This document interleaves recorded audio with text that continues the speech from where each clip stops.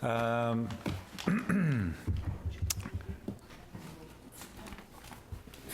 Selectboard meeting, Monday, October 28th, 2019. Call this meeting to order. We had a site visit at the town beach. Looked at possible next improvements to the beach with the rec commission. Went well, and I think we'll be learning more through the budget season. Are there any adjustments to the agenda? First agenda item is the construction of the State Park Road path. Trail? Yes. Hey. All right, so when last we met, 2 weeks ago, Yep. we did a site visit, and you all got to see about where the trail is going to go. There were some questions that came out of that last meeting.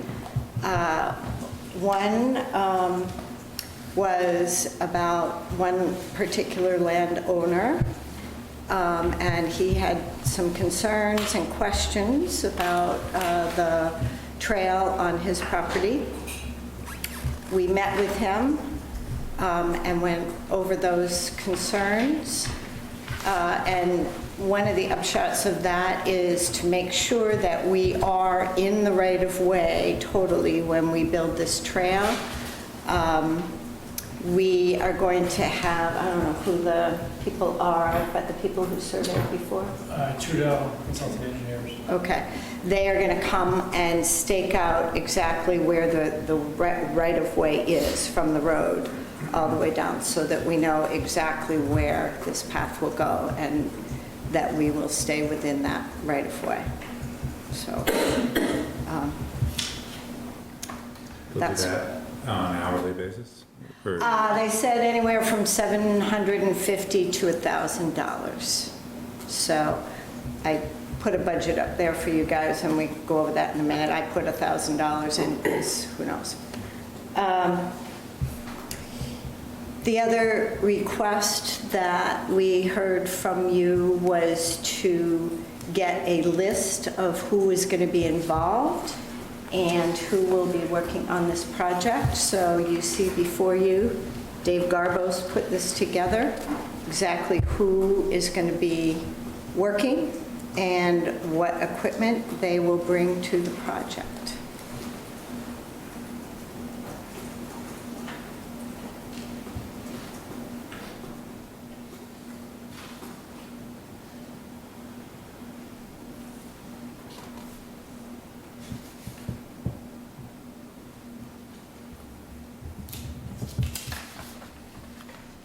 So are we confident that says committed over here is in the, I'm assuming that's days? The very far right of the volunteer list?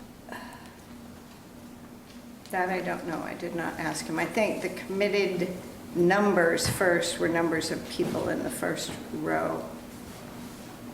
I don't know. I'm not sure what that other committed is. Looks like they're all the same except for Peter Trono, so I don't know.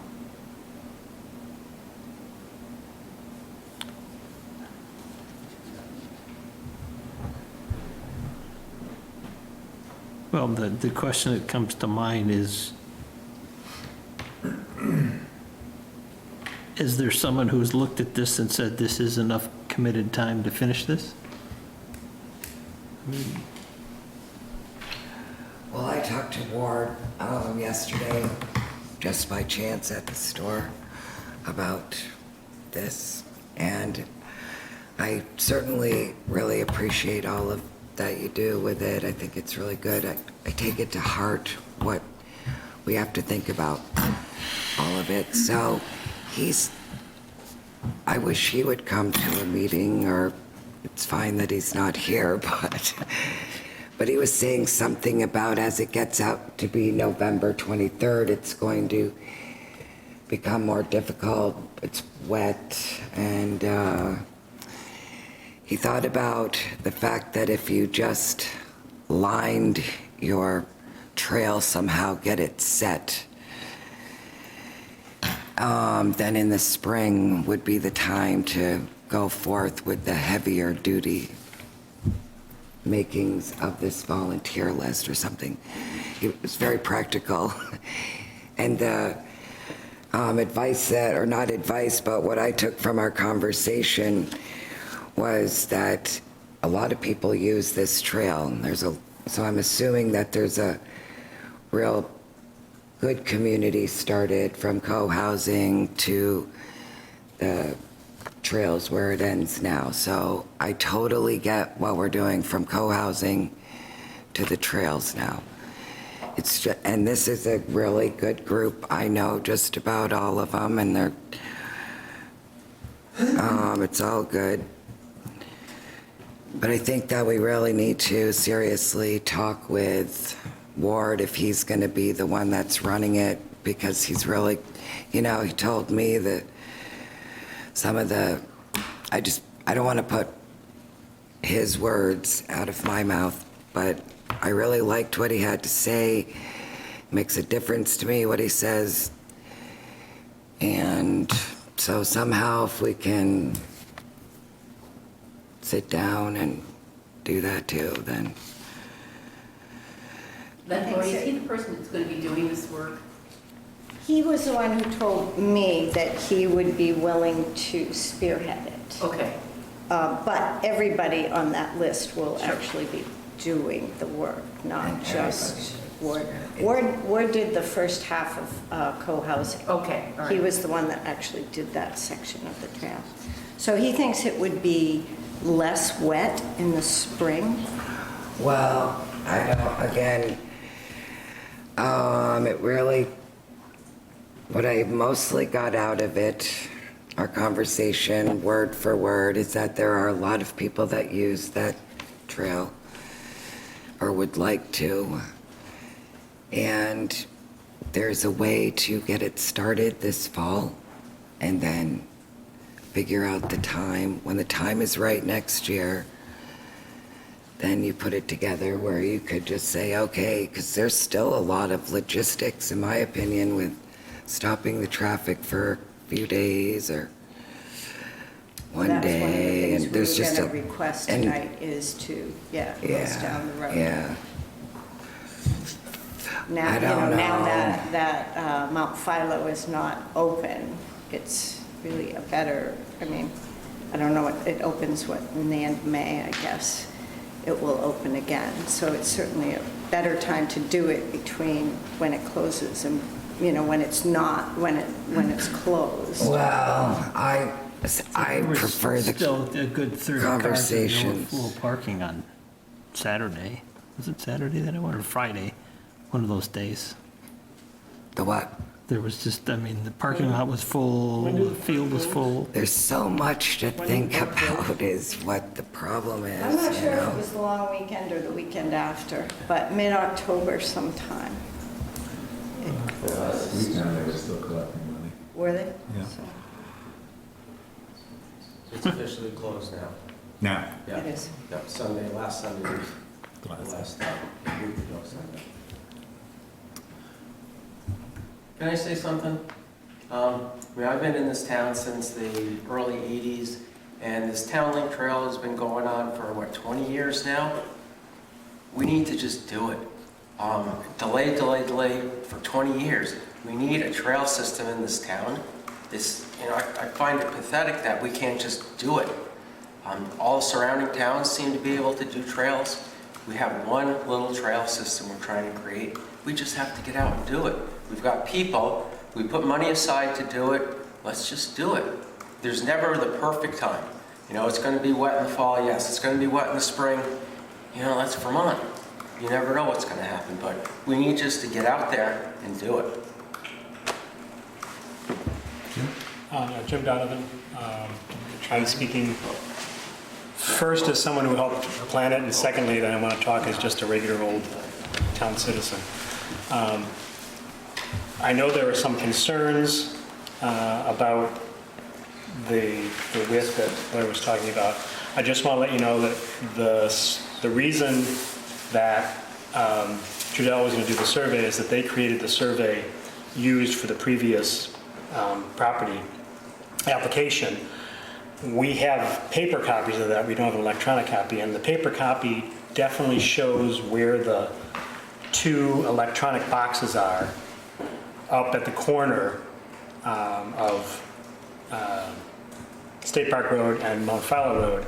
And the property line is just on the far side of those two lines, according to the paper survey. Now, we'll know for sure when it's staked out, but according to the drawing, the line goes just on the far side, and so there is enough room, just to address a concern that might not have come up, but just let you know, there's enough room there to put the trail in all the way to the road and not go on the adjacent property. It's tight, but there is still room to do it.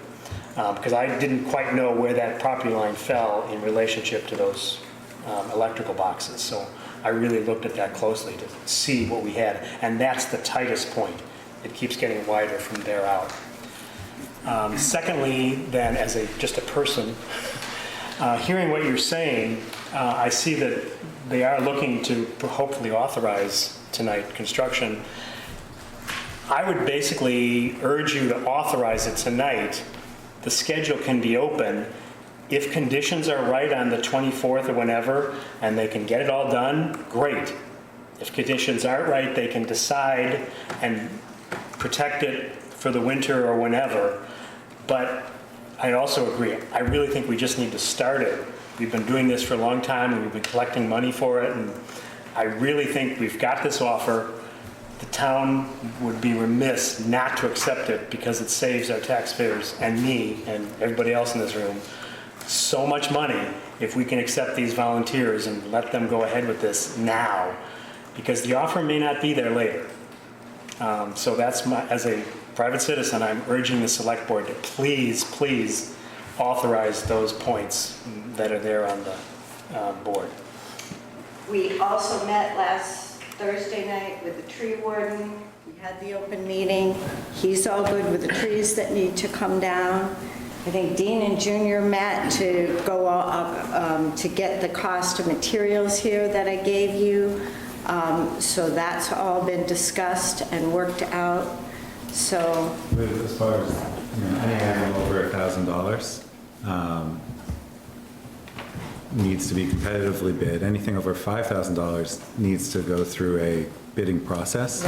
Have you thought about that for the landscape, the $8,000 item and the $13,000? the landscape fabric and then the truckload. So unless Junior has an open agreement somehow bid, I don't know if you do several-year bids or not, but I don't know how that works. Or what if Heinsberg Sand and Gravel is the only place where you can get what we need? I don't know that either, but. Okay, so for the last trail section that was built, we went through a bidding process, and the Trails Committee recommended a contractor who, that's the bidding process. Here, the Trails Committee is asking the Select Board to suspend that process. Well, we're asking to use we're asking to use volunteers. Well, just for these, there's two items here that trigger our need to go through that. We could go out to bid for those too. We could go out to bid for those too. And then- Unless there's already something, I'm saying that, like, I don't know if Junior, I guess my question was, it sounded like the Trails Committee wanted to go back to using Heinsberg Sand and Gravel, which was seen as a material that was not desirable. And we made a switch to the Pike crushed stone with Josh's company, who came in, yes, more expensive, but higher quality, and with longer lasting durability to the trail. And I just never heard why the Trails Committee decided to change that spec.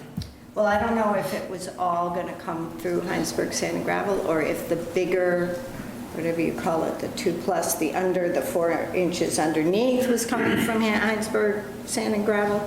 I don't know. Right, and so. But again, you've got to go out to bid, so, For me, oh, the Trails Committee came to us during the budget request cycle, and in a lot of ways surprised us with a request for a construction project, which was not in the planning process from the previous budget cycle. And we've been building trails every year. I think 3 years ago, I put an article in front of the town for a $40,000 investment in the Trails Reserve Fund because we needed this push to build out trails faster, to your point. But asking the town to reasonably and responsibly do a construction project in a 4-week period of this size is just really unprecedented. And I'm trying to figure out how to do it without skipping over issues that will come back to be more expensive or to be costly to the town that just aren't being considered. One of the things is when working near wetlands and excavation, there's typically silt fencing that's needed and hay bales. Has that been factored into this, and is that needed for this project when we're disturbing soils near the wetlands? I'd say it's in the budget, or I don't know what's. No, no. Okay. It would be needed for that portion. It would be needed. Yeah. So it's just these crossing the Ts and dotting the Is. I've been on the select board long enough to see 2 trail segments be built in the short time I've been on the board, and I think that's good. I don't want to see us rush into a construction that's going to slow down future development of the trails because it hasn't been done properly.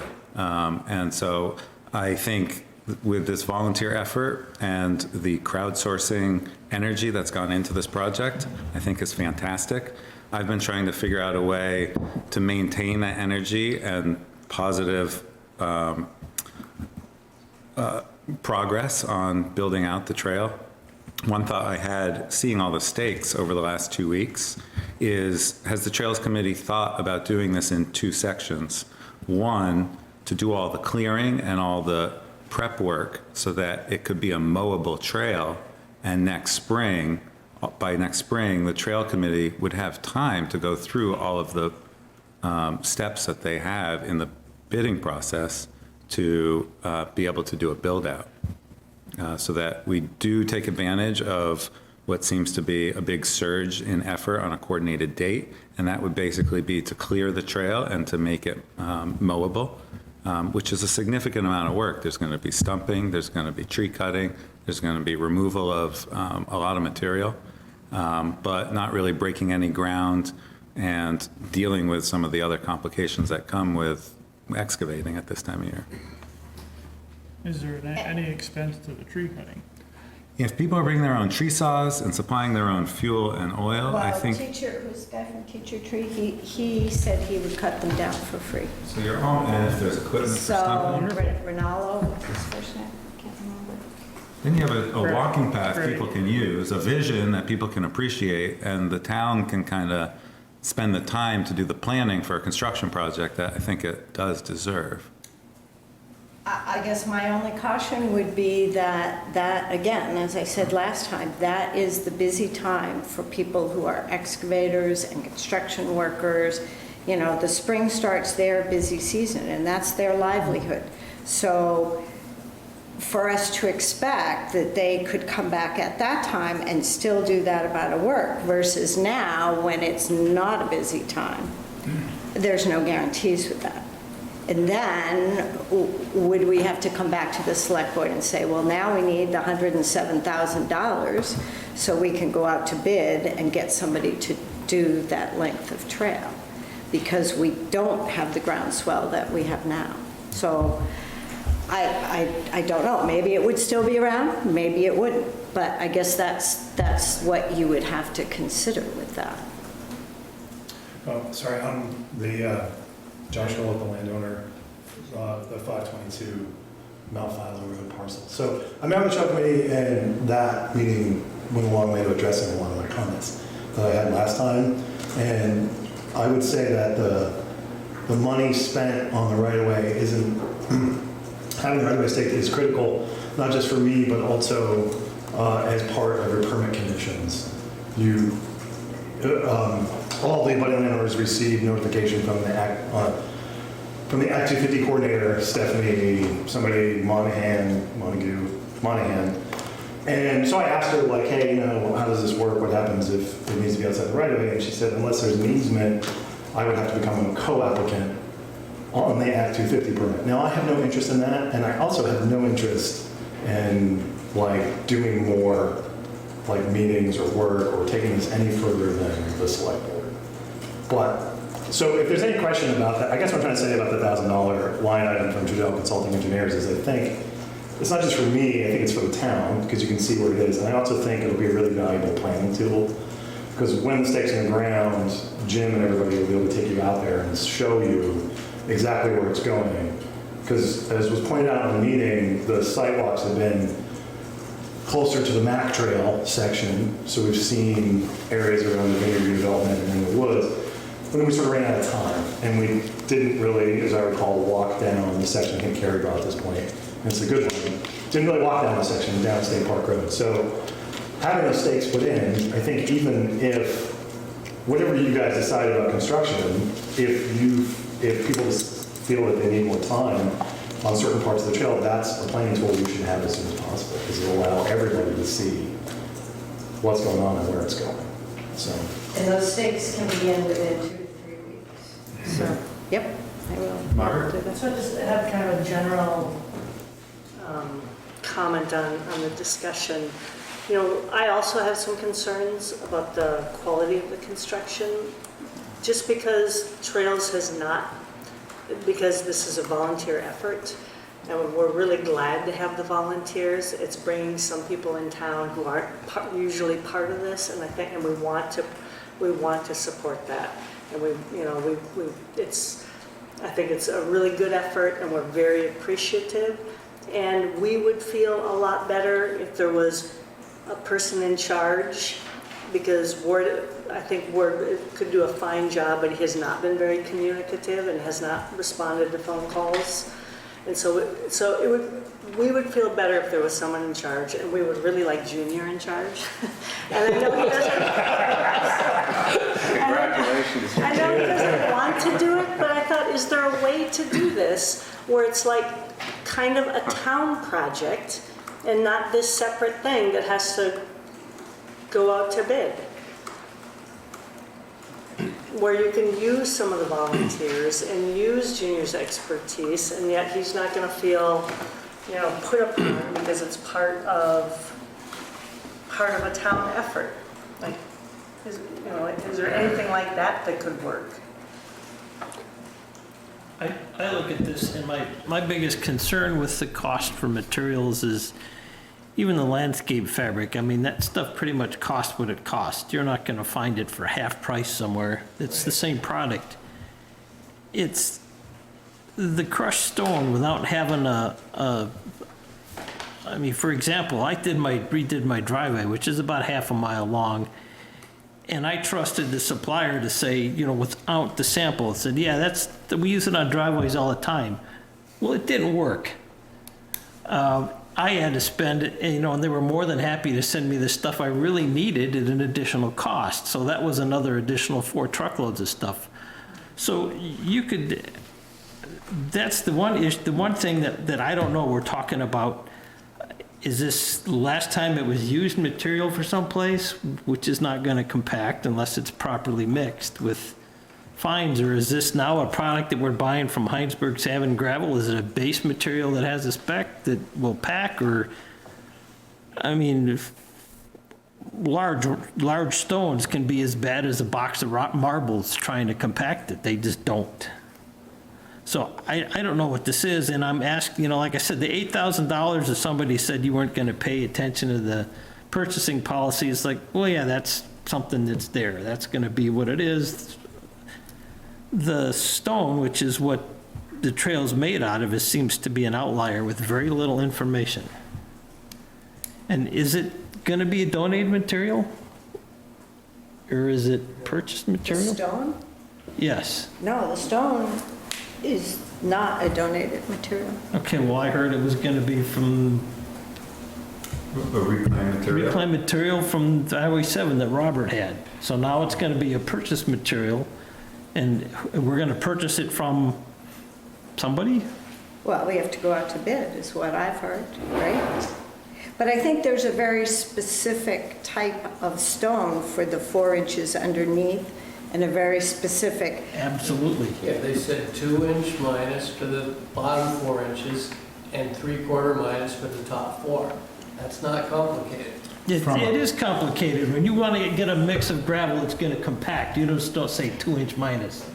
I got 14 truckloads of what was 3/4 minus, and it didn't compact. It has to have an engineered makeup in order to compact. With the fines in it, yeah. The whole series of different sized stones, certain percentage of this, Which certain really just 3/4. requires coming from a quarry that sells that certified product.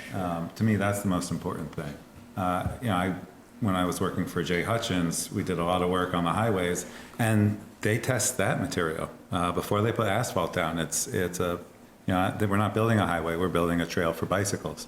But, when I heard we were going to be using a donated material, that kind of made me a little nervous that we're not using a product from a quarry that meets compaction standards. this budget does not have a donated material in it. And I guess that wasn't something that I thought was going to happen.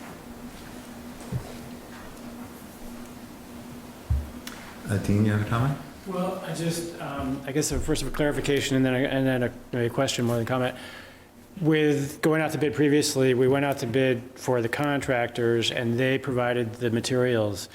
One provided materials that people maybe didn't like as much, one provided materials that people did like. So as far as the materials go, it seems like there is a product out there that is desirable.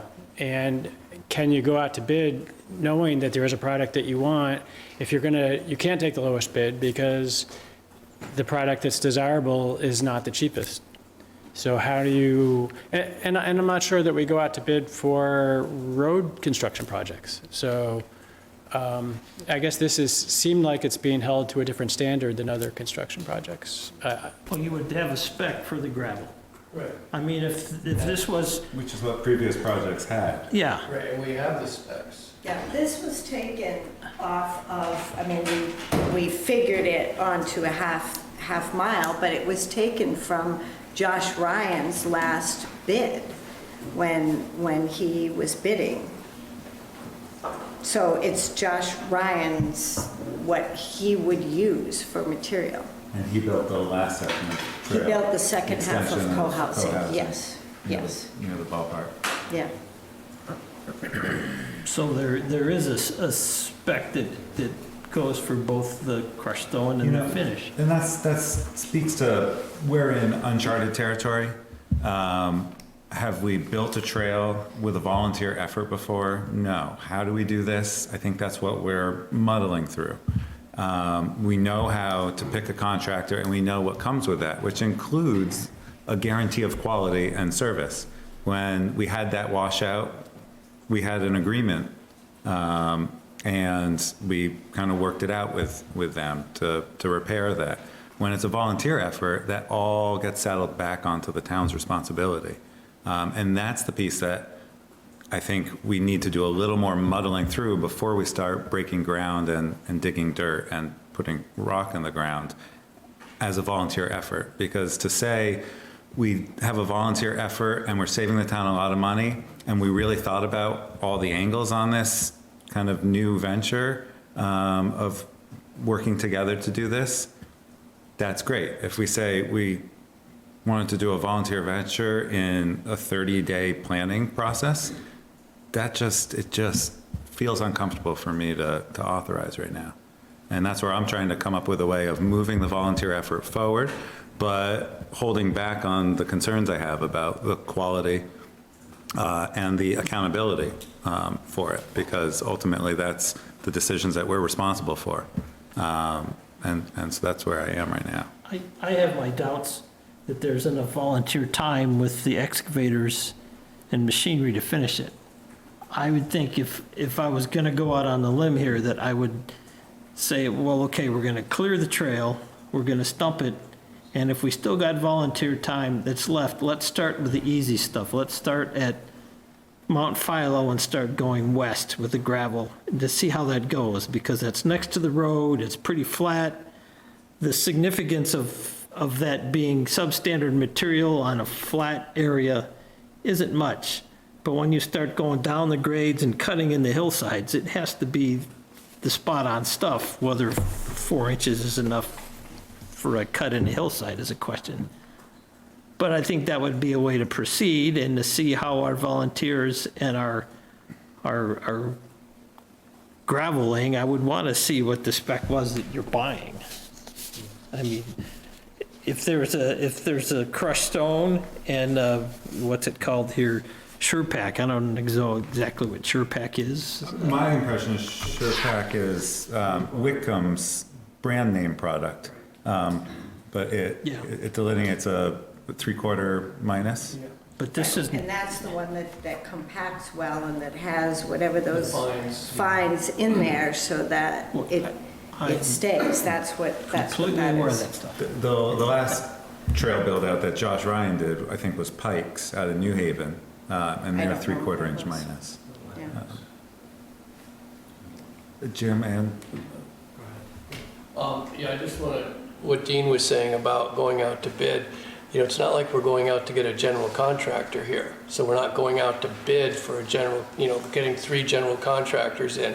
All we're doing is looking at the price of material. 3 phone calls to 3 different vendors, you could do the same thing. We don't need to go through a whole bidding process and delay this whole thing.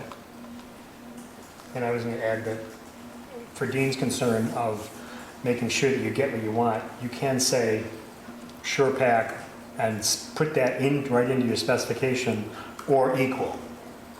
So that you've got it, and if it's somebody else, they've got to meet this standard so that you're getting what you want, even if it isn't SurePack. Yeah, I mean, anybody can run material through a sieve and get the right mix of material, whether it's Whitcomb or Pike or whoever, Heinsberg Sand and Gravel. I mean, they all come up with a blend of material that passes, whether it's a state spec, it's usually what they manufacture to.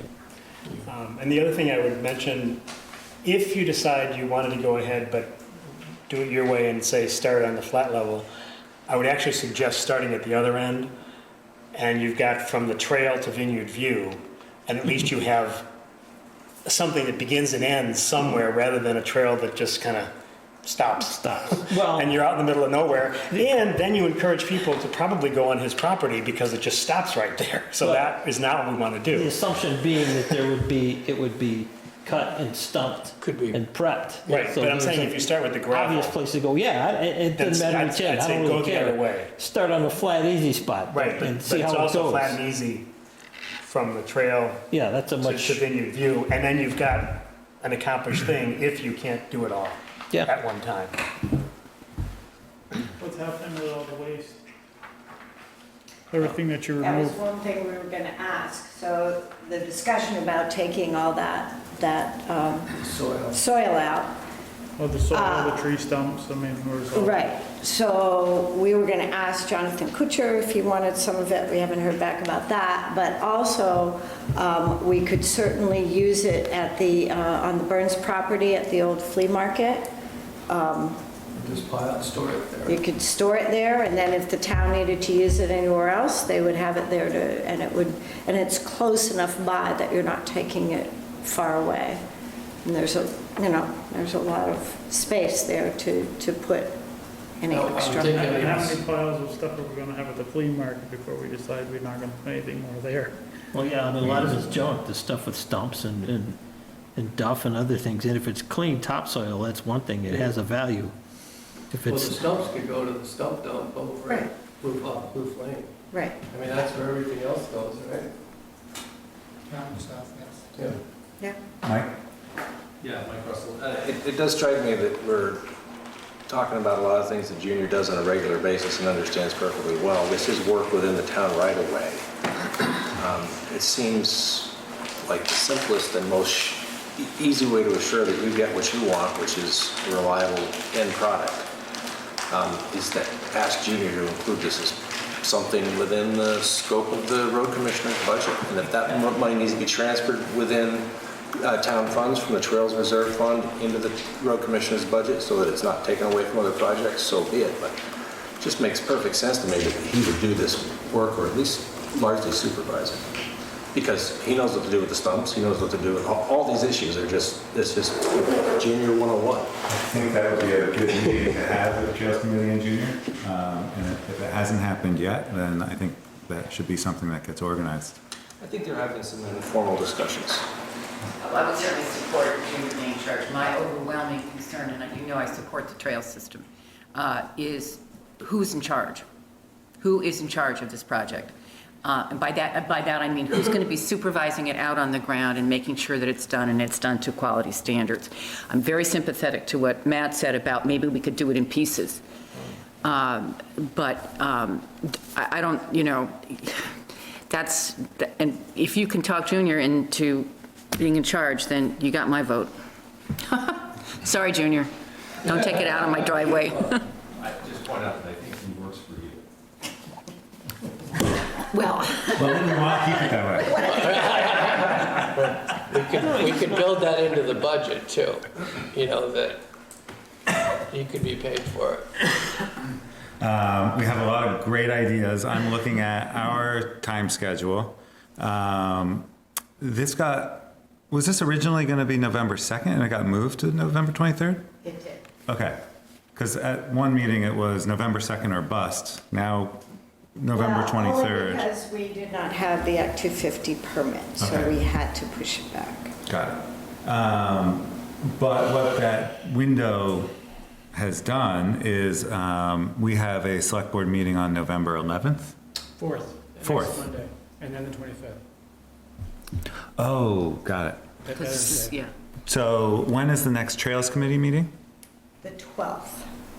Okay, so we'll be meeting before that. Do we have a draft agenda? We do.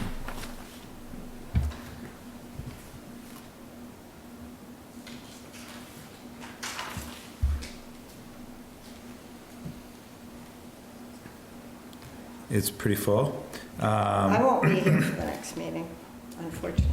I will not be around. If it's November 4th, I will not be here. Will someone from Trails be able to, could stand in? I don't know if Margaret's around or not. Several? I can't. November 4th? So is that next Monday? That's Yes. next Monday. Yeah. Okay. Yes. Hi, sorry, Josh Cole again. I just wanted to check, because I don't understand entirely how this works, but I believe Dean lined up someone to do the survey, which would be a significant part of kind of Jim's planning for the trail. So should we release $1,000 or to pay Trudell to accurately mark out the trail? Even, because that trail is separate from construction, and even if we end up taking more time, it gives everybody more time to look at it. Yeah, as far as I'm aware, the chair of the Trails Committee has that authority Okay, so I just wanted to make sure. as a purchasing agent. I don't know why you would need our authority. We could release it. I'd be happy to. So you're saying we don't need the authority for this $25,000 to go ahead and build a trail? Is that what you're telling me now? No, but you can. Can we get that in Yeah, writing? the purchasing policy is very boring, but if you want to read it, it's out We're there. asking the select board just to approve $1,000 or whatever, up to $1,500, let's say, for the survey.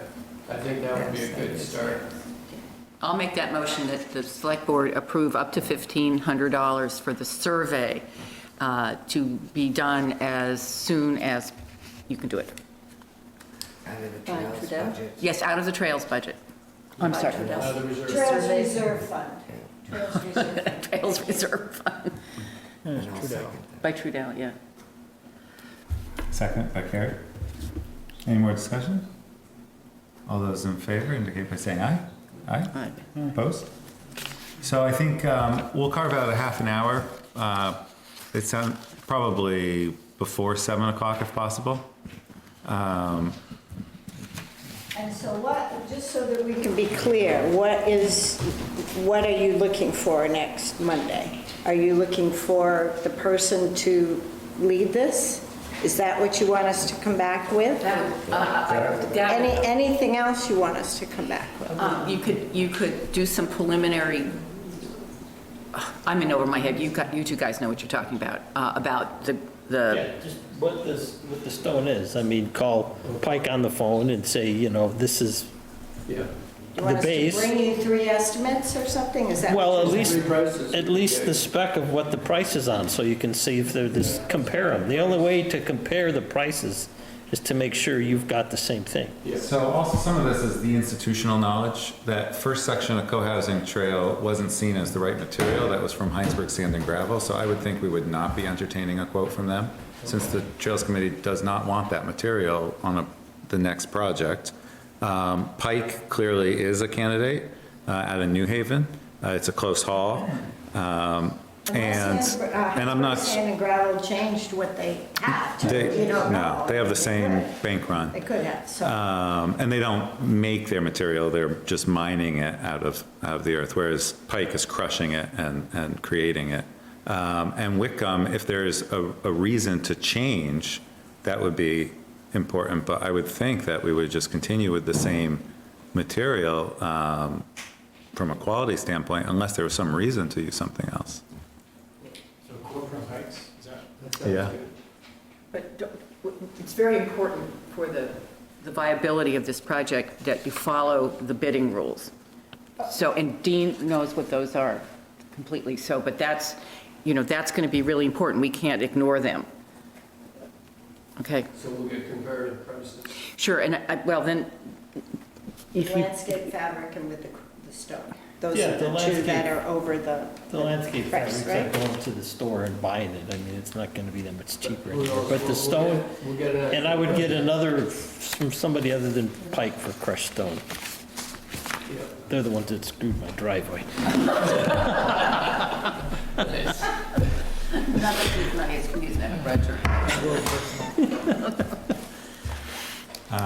And then, okay, we can maybe carve out a half an hour, maybe 40 minutes at most for next meeting, and we can talk about ways to move forward, and what we think we can accomplish this fall. Where are you getting the bollards from? I don't know where the bollard's coming from.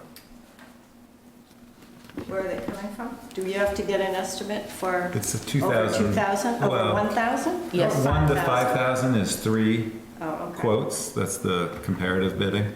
Can be phone calls. I got that online. There were like 7 or 8 different companies We have that all to did them, to us. so. Yeah. Okay. Well, thank you.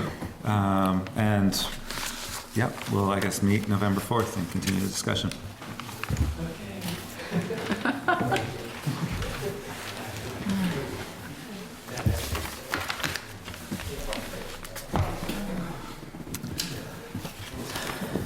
Hey, Rick. Good, yourself? I have some questions for him. Just have to find them. What are we looking for? The audit? It's the really thick one. It's the big one. Yeah, I think on the back there. Is that it? Okay, yeah. Hi. Wow. We're never going to catch up.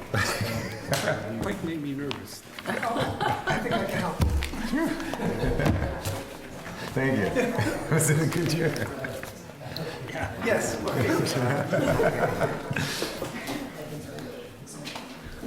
So, am I ready to go here? Yes. Okay.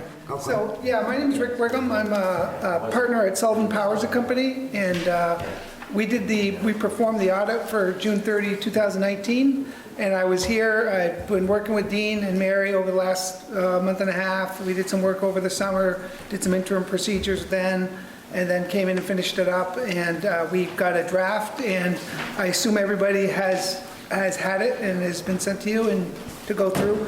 My goal was to just take a few minutes, kind of get you familiar with the report, tell you a few things, let you see if you have any questions, and then let you get on with your next item. So, real quickly, I'm just going to start with the report itself. It's the big binder of information.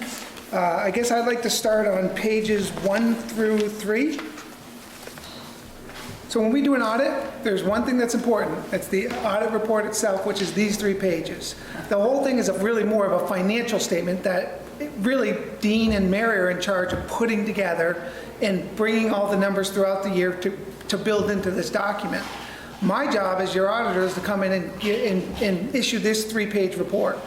Basically says 3 things. You either have an adverse opinion, you have a qualified opinion, or you have a clean opinion. And once again, you guys have achieved a clean opinion this year. So that means there's no qualifications, these financial statements, based on our audit, are fairly stated. And that goes into, there's a lot that goes into that as you're building a financial statement and all the checks and balances that go into it throughout the year. So as we go through our audit, we also look at controls and process and procedures, and we review stuff with the staff and kind of, having been here for the last few years, we've kind of been involved and kind of have a pretty good feel what's happening. So a lot of it becomes what's changed, what's different, what is new, and are there anything that new complications. So again, as far as the report goes, a clean report. Pages 4 through 6, or 4 through 8, that's the management's discussion analysis. If I gave you 4 pages that I think if everybody wanted to just quickly understand or have a bare bones understanding of the audit, these 4 pages would be what you want to read. Because they're more layman's terms of what the audit is trying to say and what the audit presents. Obviously, a lot of the accounting standards, they give us a lot of complicated disclosures that go into these. Sometimes they get a little too much for people to understand. This 4 pages kind of gives you a real good basic understanding of what happened with the financial statements during the year. Dean helped pretty much put that together, so if you have any questions on that, you can ask Dean as well as Mary. So then getting into, I'm going to skip pages 9 and 10.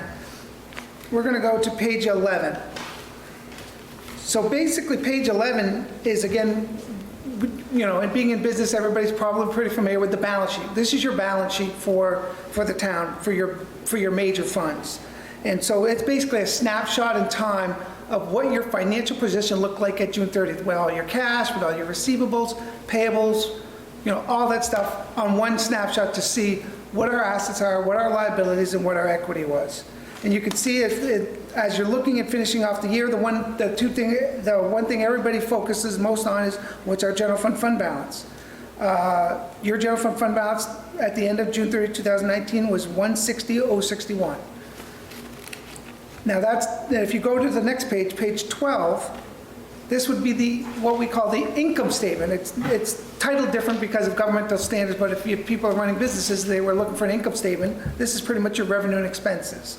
So you're looking again at the general fund, you're seeing all the revenues that came in, the $3,185,000, the expenditures of $3,053, and with the transfers that go to other funds, it basically brings you down to that the general fund lost about $51,000 during the year, going from $211,096 down to the $160,061 that we talked about, which I think was pretty much in line with what was planned, throughout the year. So I don't think I think as you were getting numbers throughout the year, most of the stuff came in line with where people were expecting it. The one other thing I wanted to mention was if you're looking at page 14, that's the wastewater fund. I always like to try to have people kind of keep an eye on the fund balance for that one as well, make sure that it's healthy. If we look at the total fund balance, you'll see it's $1,236,712, second line from the bottom down below. But what we try to do to just let you know that of that fund balance, a lot of it is tied up in the capital assets, is we break out that fund balance so you can see. You'll see 2 numbers there. The 962 is basically saying what of your fund balance is invested in capital assets, which is not like liquid for you guys. So it's not like you can do anything with it. So that 274 gives you a much better idea of what your fund balance is. The 274,526. That's up about $35,000 from last year. So again, that looks pretty healthy as well. As we look through, if you go to page 19. Page 19 through 44, these are the notes to the financial statements. So if you're looking for anything specific on the kinds of receivables you have, the kinds of cash you have, whether the cash is secured, what are the debt terms, all that stuff is located in the notes. So if you're looking for something specific to one of the assets, liabilities, that's a great place to go and get some much more detailed information. And when you get to the back, you'll see in the back we have, starting with page, let's see.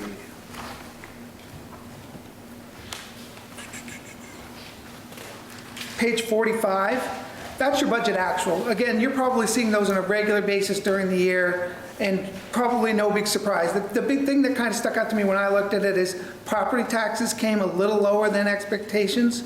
Again, that just basically comes from your list, from your delinquent receivables going up. I think last year you almost had no receivables, so this year it went up a little bit, which causes a little bit of a shortfall in the revenues. And I would say that was the one thing that probably stuck out to me, that would have probably created the $51,000 decrease in fund balance. So behind that, the rest of those schedules pretty much take all the other funds that are in the, whether it's the Trails Fund or any of the other funds, and lays out similar fashion to what you saw up front as far as the balance sheet and income statement of these individual funds and what happened during the year.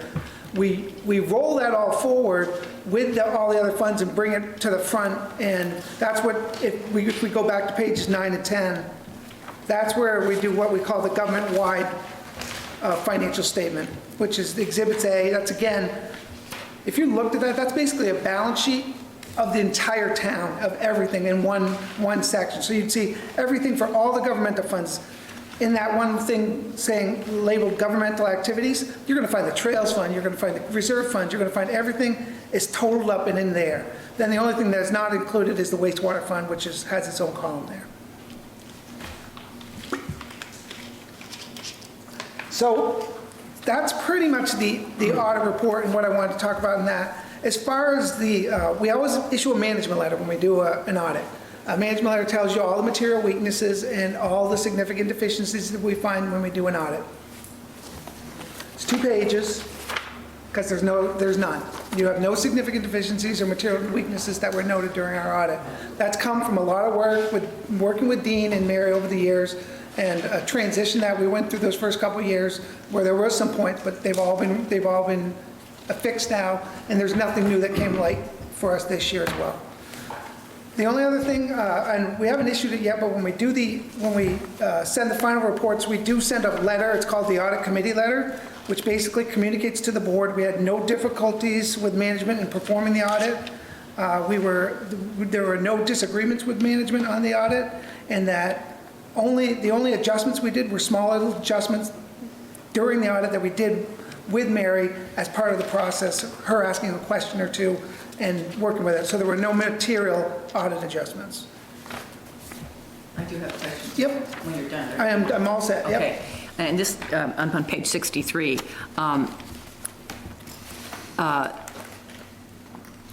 You did not audit internal controls. We don't audit the internal control system, but we will take internal controls into part when we'll do write-ups and narratives of process and procedures and controls, but sometimes we test internal controls in sections, sometimes we don't. Okay, but this was a red flag for me because it raised the question of should we have a review of our internal controls?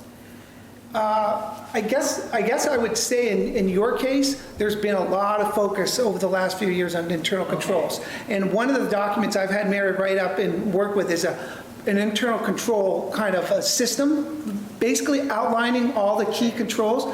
I think if the board hasn't seen it, I think they should, because I think it's important. It's an important document that I've been telling to all my clients to have that, because the feds and state are coming and doing monitoring visits, and you're right, they're very keyed on that. They want to see that. So, if you ever want to go beyond that and expand some of the procedures and look at whether there should be more controls or see if those controls are implemented, we could always do an agreed upon procedures to do it.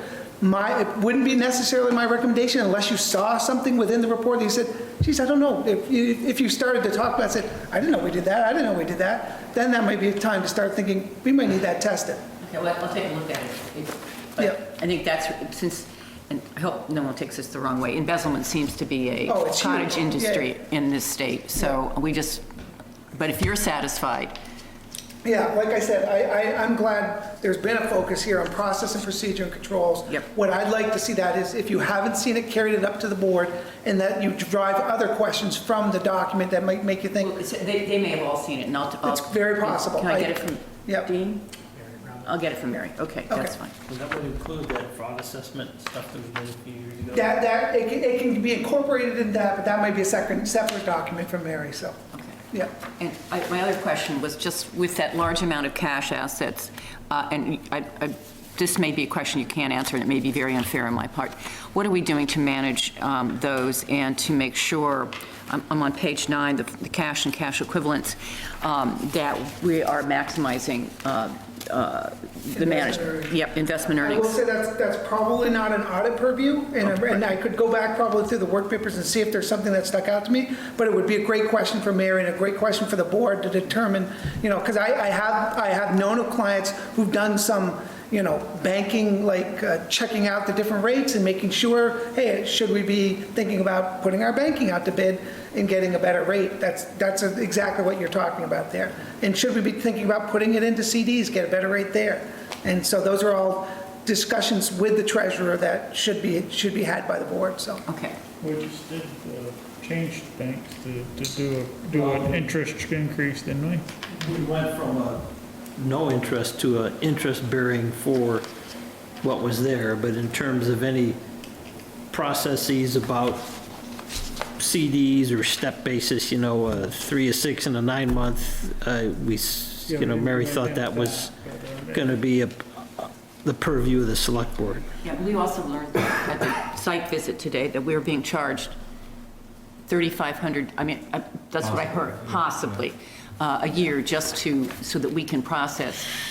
We're being charged so that people who want to use their credit cards to pay for programs, which is excellent, we're being charged for that. That'll be on next Monday's agenda. Oh, well, there you go, I should have read it. Okay. Sounds like that probably should be an agenda item. Yeah, but we also In the need future. we need to ask why, with that amount of cash, we're not getting the bank to give that to us for free. Yeah. Well, you can always ask. Sure, lots of questions. Thank you. You're welcome. Anything else from you? Hopefully, I can put you back on. Yeah, you did. Yeah. Catapulted us. Thank you. Rick, great to see you. You Thank too. you. This is a well-done report, thank you.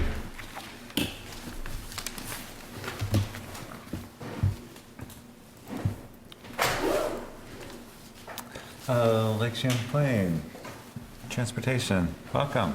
Good evening, Heather Stewart, Operations Manager, Lake Champlain Ferries. Nice to meet you. So we have a request. We've gotten some frustrated ferry customers and some of our neighbors. People are being led astray by Google Maps, and also, how can I put it nicely, people are having trouble with navigating. Common sense, for example, when you, at the end of F5, that final big right turn where it's obvious to many of us that's the way to the ferry, it's not happening. So our nice neighbors are getting impacted by ferry customers getting lost. So it's whatever you guys think, whatever, if you deem signs appropriate, that's great. If you have a specific, we made some suggestions, we're open to whatever you guys think. My only question, they know I'm going to ask you this. Sure. Would you be willing to modify this Yes. just tiny to say, drive carefully or drive with care?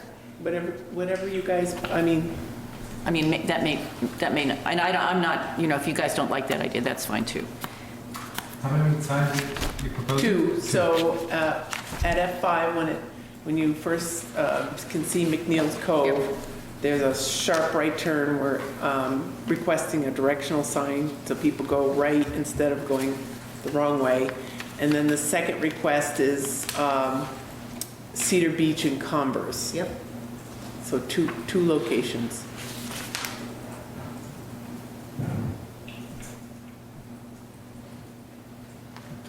There's already a sign there. Yeah, But nobody, they don't see but it it. doesn't indicate ferry, Oh. just the arrow. Oh, okay.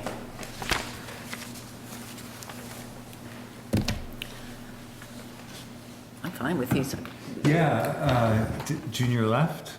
Our road commissioner was here. I was hoping he'd weigh in on this. After what we did to him, Yeah. Did we already lose him? Well, do you want to have a discussion with him and then get back to us? I mean, Is there no, what's your time frame or? Well, for our neighbors, they've been putting up with it. We'd like to do it, but I mean, I'm sure when you can catch up with him and then get back to us would be great. You're providing the materials or? Yeah, and we'll put them in, whatever, you tell us what to do. What would you guys think about? Make a motion and have him coordinate Yeah, with with- Junior. I agree with that. What would you guys, what would you think about asking that we put something like drive carefully, or is that too confusing? Would that be too confusing? Well, not leaving, we're always concerned with the people leaving the ferry, being advised that they're going through 25-mile-an-hour areas. But that wouldn't work. And Yeah, okay, you're That's right. almost like a separate issue. Yeah, You could find some way to remind them of that, that'd be great. okay. An announcement, a sign on the end of the ferry, who cares? Just, Maybe before they take it'd have to be the people coming, Before they come on to F5 at that intersection with Humpers Bay? well, the thought I had, because what you guys are feeling, people are zooming up F5. Well, actually, it's not the traffic coming off the ferry because, even that traffic, you can't really go fast because you got this huge line of cars. So, it's really the people People going to the ferry. So maybe that's a secondary issue that needs to be addressed. Well, I kind of lost this argument among my peers here before, so I won't pursue it. I'm fine with this, and I'll make a motion that that signs. And which ones do you guys, you already know what you want? I like the consistency of the bottom right one. The Pathfinder? Yeah, it Was- seems like I've seen these Yeah, a lot. those are in Burlington. But they are? Okay. And then coordinate that with the road commissioner. Okay. I'll second that. Any more discussion? All those in favor indicate by saying aye. Aye? Aye. Opposed? Thank you. Great, thanks.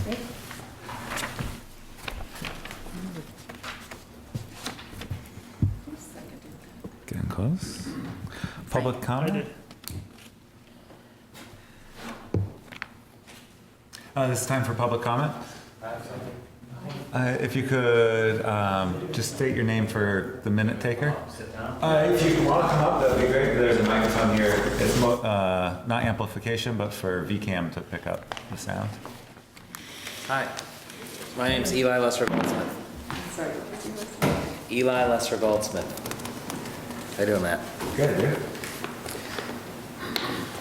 Okay, thanks for having me here today. So a few weeks ago, I received the certificate of occupancy for my renovated house in Charlotte. I just moved in. The entire process took over 2 years. 2 years to buy a house and renovate it. Sounds like a long time, right? Today's story is not about my story or how unfairly I was treated by the Zoning Board of Appeals, or how I spent thousands of dollars applying for permits, how meetings were delayed, continued, decisions coming on the 45th day of a 45-day waiting period, and how my zoning application was ultimately denied by the Zoning Board of the Zoning ZAB, one of the only times a permit application has been denied outright. I won't tell you the story about how a member of the ZAB told my 8-month pregnant wife at a meeting that our house, quote, looked like an office building, and she cried on the way home, thinking that we may never get to build our house. I'm not here to talk about how I had to hire lawyers at a cost of over $10,000 to argue for me that my design was completely within the letter of the law, or that after all those legal fees and months of waiting, having to appeal directly to this select board, I changed not one thing on my application or my design, and my application was ultimately approved, again with not one single change from the original application. This approval came 10 months after I first applied. I don't need to mention how during this drawn-out process, I lost every builder, every sub, and had to start my project in late August, which by then made it impossible to get my house enclosed before winter. You don't want to hear how I stood in my kitchen in the middle of November with no roof on my house, with 37-degree rain pouring into my house, and how I cried too.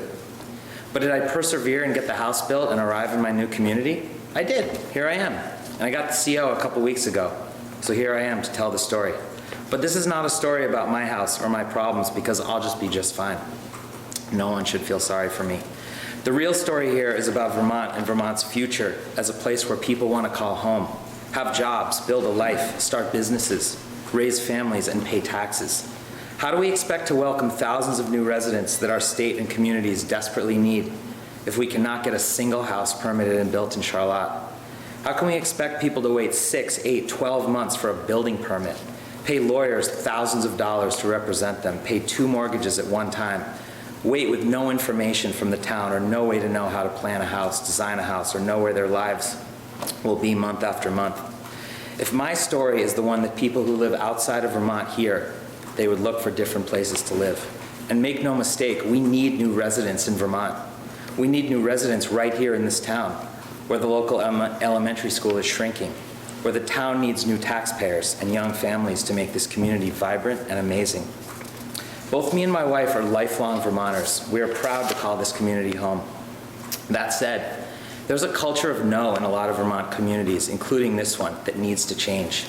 NIMBYism, not in my backyard, is a dangerous mentality, and this board has the power to chart a new path for this community.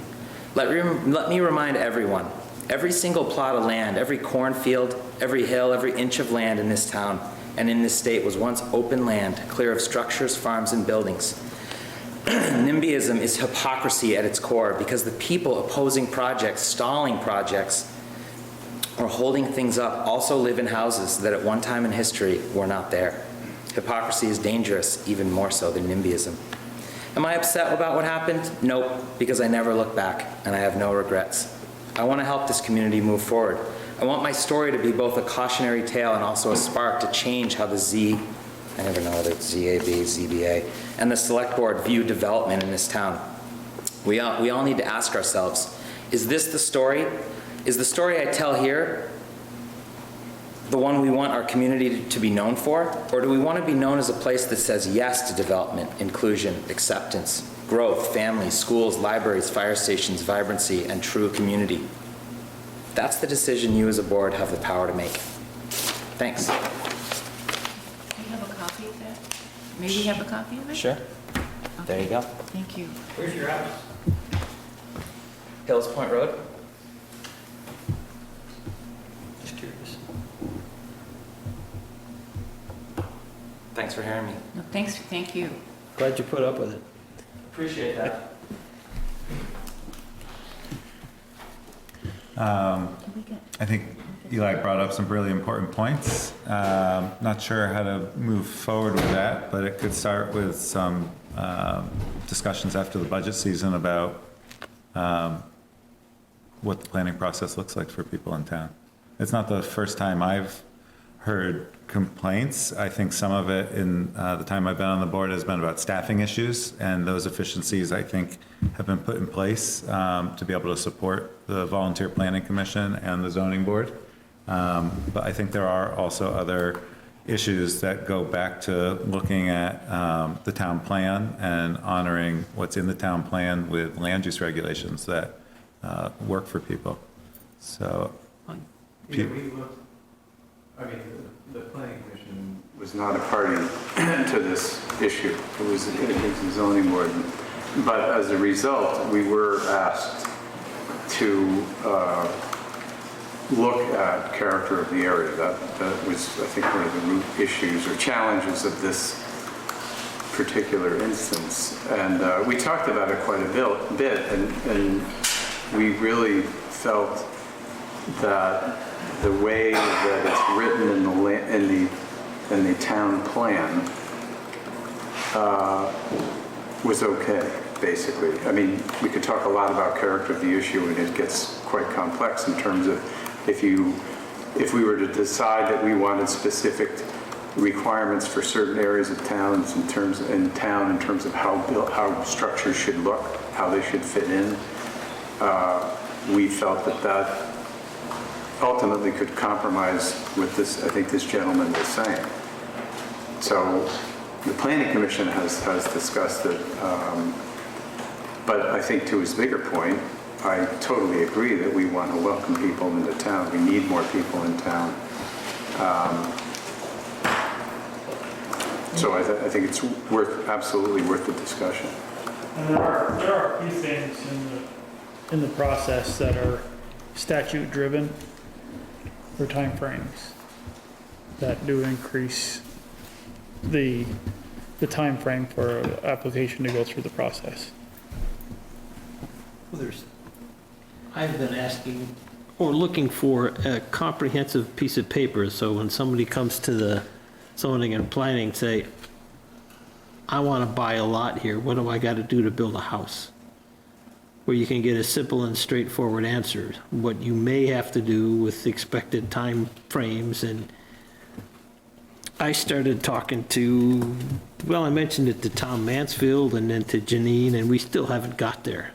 I have in other municipalities received 1 or 2 or 3 pieces of paper that's a checklist, and they'll sit down and say, you know, this one, it takes 90 days, this one you don't need, maybe you need this one, we don't know, you might have to call the state, you might have to call this. But it can't be that hard to do, and we have yet to come up with that. Right, but there are certain things, like I said, there are state statutes that have certain timeframes of when you need to do things and how long you have to do things. So there's several different state laws, and some of them are reiterated in our zoning bylaws. And there's different timeframes when you talk about a permit, an application for a house, a single-family dwelling that's conforming, compared to something that's non-conforming, or something that has to go through site plan or PUD or PRD with the planning commission. Or if you're covered by Act 250, and what some of the potholes might be in that process. Oh, you need an agriculture or archaeology report, and well, you can't really do that when it's covered in the snow, so if you wanted to start, you got to get that done in the spring. I mean, there's these things that aren't mysteries to people in town, it's just there's no comprehensive list of them, so. Right. Because I did that, I walked into the 10 years ago, walked up the counter and said, you know, I want to build, what do I got to do? And well, there's a map here, and there's a book here, and there's regulations over here, and you might want to call this person. It's like, come on, it should be in one place. And I think I do agree with Matt and Peter that we've had some changes in the office, which has delayed a lot of things, and things have been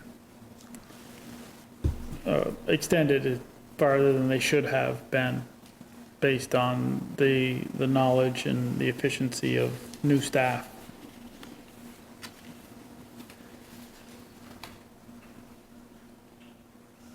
Well, is this something that we want to assign to our town administrator?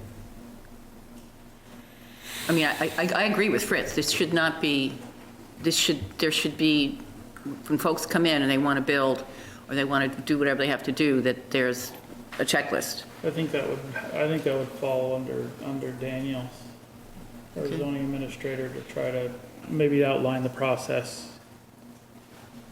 Dean can write her down.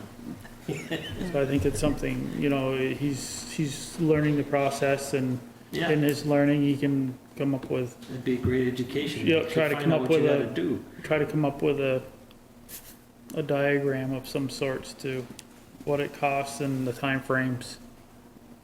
So people at least have fair warning before they start. I think a checklist would be a great idea for We- something like that. But I would also suggest that to keep this in perspective, I mean, there's, my understanding of this was that it was not a run-of-the-mill project. So I think we have to keep that in mind. But I think a checklist would be great that just gives someone who wants to move into town, here's what you need to do if you need to build, if you want to build a house. Right, there is a checklist of things that are needed. I don't know if, I'm sure the checklist could, that's been designed could be updated and be, you know, a little more informative of timeframes and stuff. I don't know. I think some work has been done on it, but it's still not a, here you go. Daniel has a Right. lot of energy and a lot of enthusiasm, so he'll, this is, yeah. Where about? What would you think about that, Dan? Yeah, I think that's a Okay. good idea. Okay. Also, another thing that has come up, at least in the last 2 years, that I know that both commission and planning commission and the zoning board have been working on is the turnaround time of the difference between what's statutorily allowed and what we strive for. And Right. waiting for the 45th day of a 45-day period is not what the town strives for. No. And that's been on the staffing side of the equation of coming up with efficiencies to turn things around as quickly as the boards and commissions can.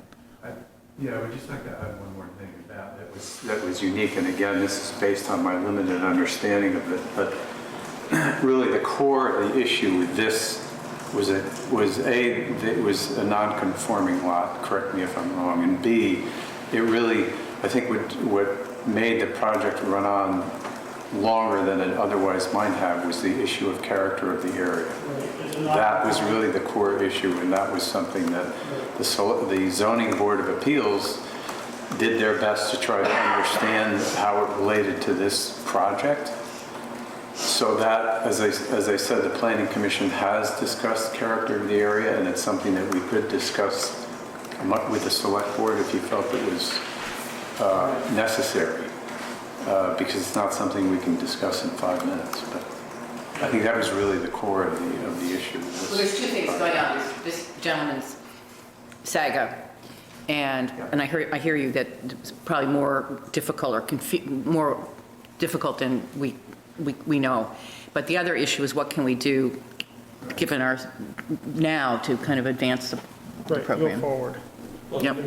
even the determination of the character of the area would be on the checklist. You know, Yeah. The zoning board may need to do this. This might take, Well, 60 days. it's the planning commission that writes our zoning bylaws. So the planning commission is the one that would ultimately write whatever definition or whatever statement would be that they feel is in compliance with the state statutes for character of the area. See, what a lot of people don't realize is the zoning board, on the most part, doesn't write the zoning bylaws. We just follow them. Not saying that we can't participate in the planning commission's discussions.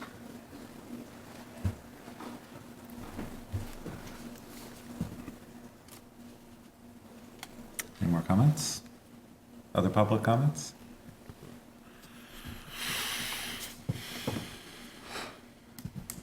Charlie Baker is here with the Chittenden County Regional Planning Commission Annual Report. Donovan? Thank you, Jim. Thanks for making time on the agenda. Yeah, I'm Charlie Baker with the Chittenden County Regional Planning Commission, and this is kind of my annual check-in with you all to kind of a customer service call to see how we're doing. The report you got in your packet is a few pages. The first page gives you background on the RPC, kind of who makes up our board, kind of a little bit of our funding picture, and then your representatives to our board and commissions. Thank you for those representatives. They're all active and appreciate it. On the second page is things that we did specifically with the town last year. A lot around the energy plan, I think, and then other different things, GIS maps, emergency management, quite a bit with better roads or the road erosion inventories and projects following up on those.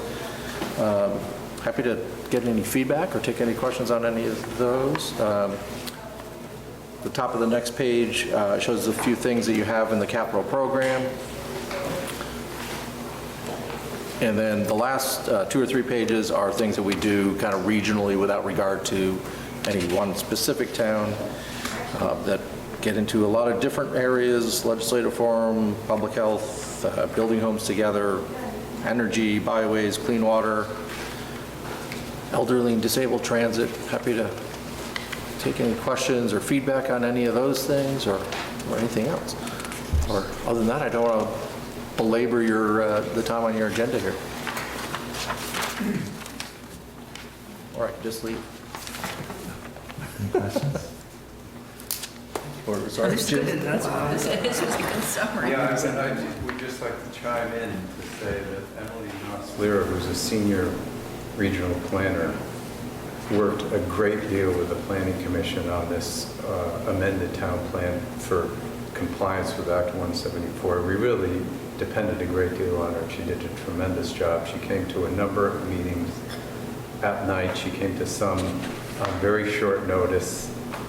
So she's a great asset, talented, and really, we couldn't have done it better. I appreciate that. Thank you. Just please know that.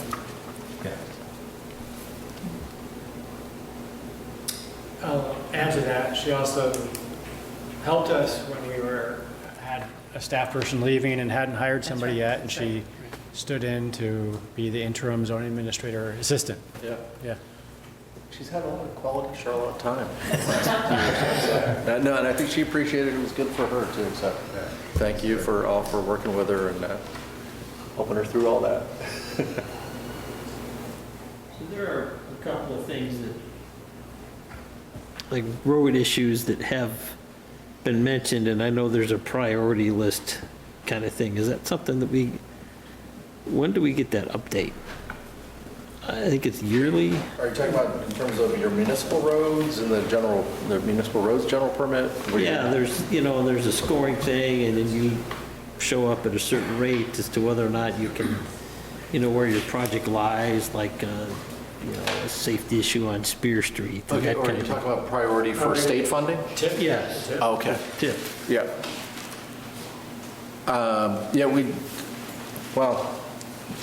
Primarily VTrans, to be honest, VTrans is really in charge of the prioritization system largely. We get to contribute some part of the scoring. It's 20% of the scoring that we do every spring. But to date, we're only asked to score things that they're proposing to be in the capital program. So just to be blunt, right, they control kind of the pipeline of what they're proposing.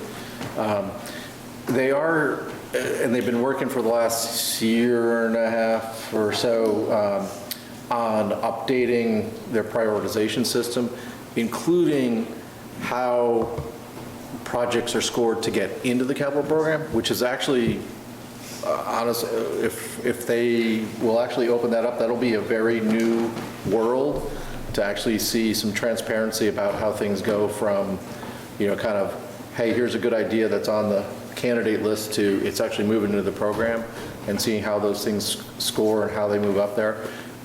So I'm kind of have my fingers crossed that process will be tested in this coming year. We'll kind of run the old process and the new process in parallel so we can see how the new process might give us some different results. But this, I'm giving you a very generic, up here answer. Doesn't the town typically, if something comes to mind and we want to get on the tip list, don't we do that through you guys, right?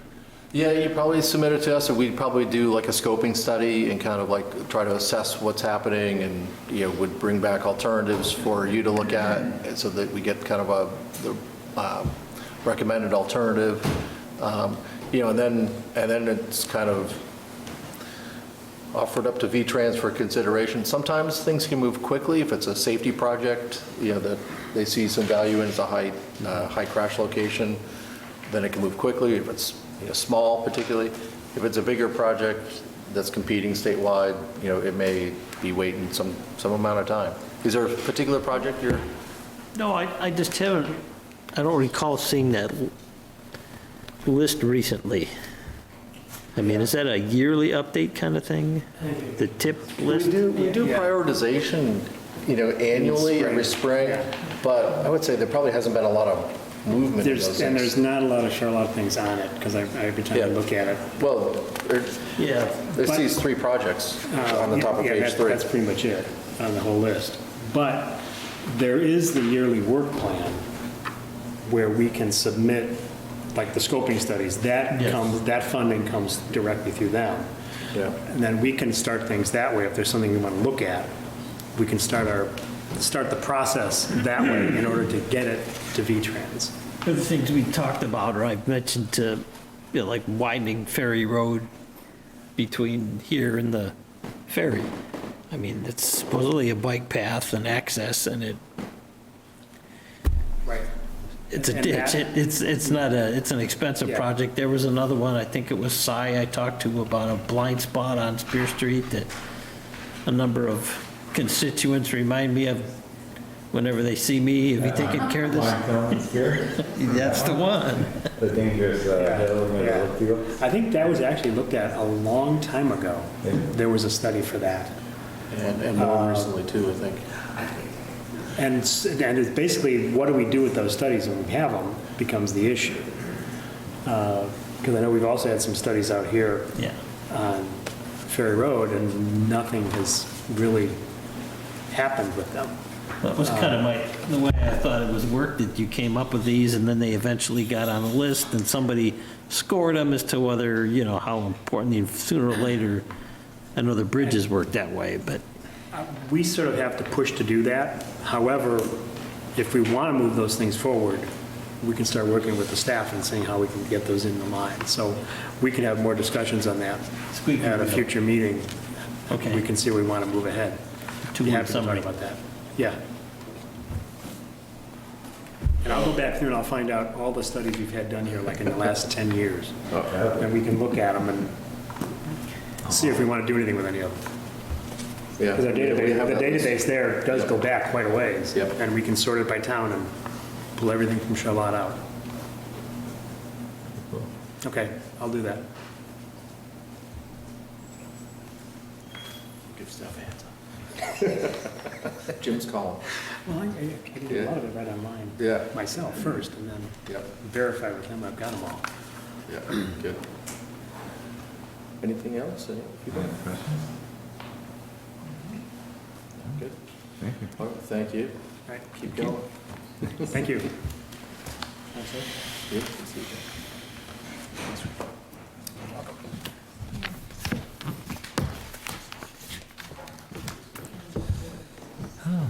Catch up. At the, the budget review, part of our meeting, we have 5 plans. Board of Listers, welcome. Good evening.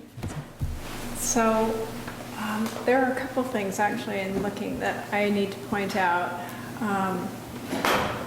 Oh, actually, never mind, on the first one, it already got corrected. So, actually, it's all good. That's good. I had one that was older, and I'm like, this doesn't make sense, so I'm glad that that's all, looks like it's pretty much what we anticipate. So, I don't know if you have any questions, or...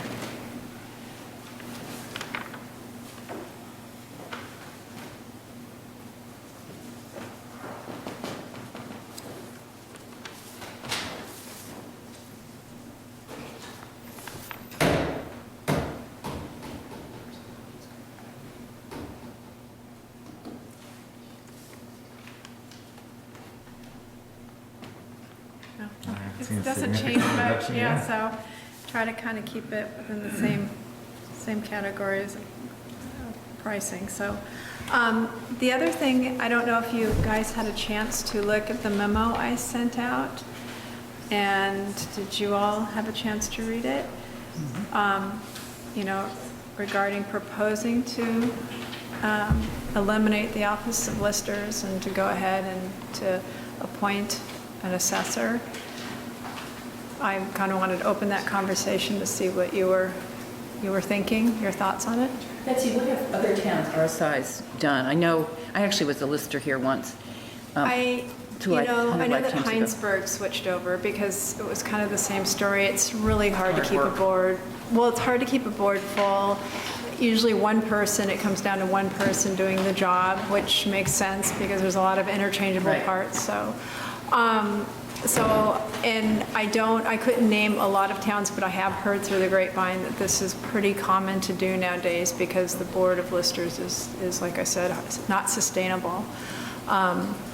And it would basically, the assessor would just be me or someone else. It would just be what the chief lister does. And we do have NIMRIC in place, which I think helps a lot in the sense that during grievances, we have a senior appraiser, we have Benton, who's our town appraiser, and then you have an assessor.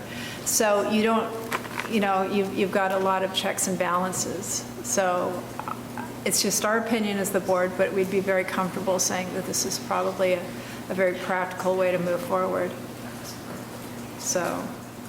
But from a process-wise perspective, would we need to change our charter, or would we need to? Article. Okay. They actually made it easier because I do think this is something that happens a lot. Yeah, so, but I just wanted to know if you were. I mean, I, in general, am reticent to erase democratic positions, democratically elected positions. And I think what I may be reading into your memo, but in the time that you've been a lister, I don't know anyone who could have done the job any better. And it's been a real service to this town, especially given that you have not really had that much participation from the other two positions. So it seems like a natural recommendation from a responsible steward to want to see that the legacy of the work that you've put in continue in a way that is sustainable.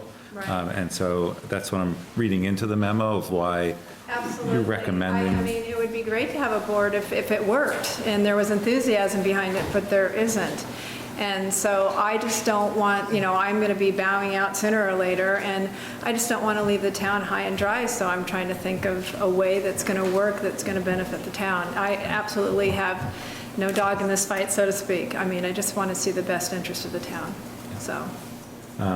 What time frame do you, Well, my term is over next year, but, we want to do this sooner than later because you don't want it after I leave, because then you just got nothing going anyway at that point. So I thought this is the good time to bring this up and see what you guys feel about it. So. I think you get to, having seen all the things that the lister has to learn, I think expecting that from an elected position is with no coach, that you can end up, I think the knowledge that you need to do it is increasing yearly, the things you have to do. And I think it's getting past the expectations of somebody out of the street saying, yeah, I'll do that. I'll learn it when I get there, but I think the things that can be left out and the processes that would be lost, I think when you have it as a appointed position or basically just a job, you can pick from outside of town, you can pick someone who has done it before or is an assessor, or as opposed to elections, you don't know what you always get. I think it's a fair amount of impact to the town with respect to appropriately collecting the right taxes to leave to chance. or inexperience, or? Same. Yeah. You get someone who gets elected because they've got name recognition and they decided, well, I really like this, I don't want to do all this work. Then you're stuck. I mean, what does the town do for 3 years? If it's an employee situation, it's like, you're not getting it done, we'll find another one. But I think there's a significant liability to make sure that, the taxes are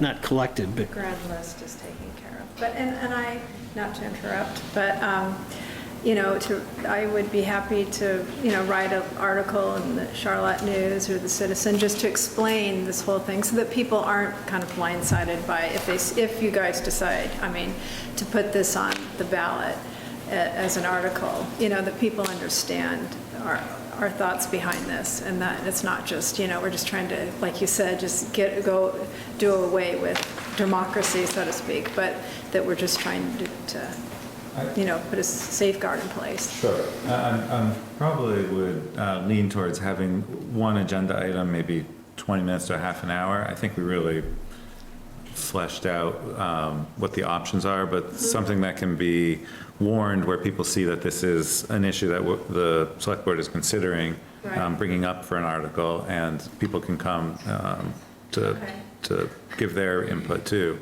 Yeah, no, I think that's a great idea. I really don't know the processes and all Yeah. that, so, but when the time comes, I And I'm guess. working backwards on, this is an article that would go before the town for a Australian ballot vote, so we've had a few of those. I think January is kind of deadline. So it'd be nice to have had input from people by December and have an article drafted. Can we pack in November 4th, or should we? Considering what you just added to November 4th, I added that. what added, got it. November 25th is, I would say has time on it, if that's. Yeah, or it'd be a 4-hour meeting. Or after that is December 9th. What, November 25th? You said? I won't be here. Oh, you won't be here. I think you might want me here. Definitely. Okay. December 9th is the one after that. Betsy, I like your idea of writing something for Citizen and for the Charlotte News. After this. Yeah, Yeah, and you're just, I think, yeah. Yeah, and I wouldn't be opposed, especially as you're another elected official. I think we're all on the same kind of Yeah, and also, democratic plane. if we can resolve when it gets on the board agenda, then you could put that in. Okay. So write the article and then kind of explaining what we're thinking about, and then say, and you're welcome to show up December 9th? Is that the date? Whatever the date is, yeah. Okay, yeah, absolutely. I'd be Okay. more than happy to do that. So, okay, I guess that's it then. Thank you. Thank you. Planning and zoning is here?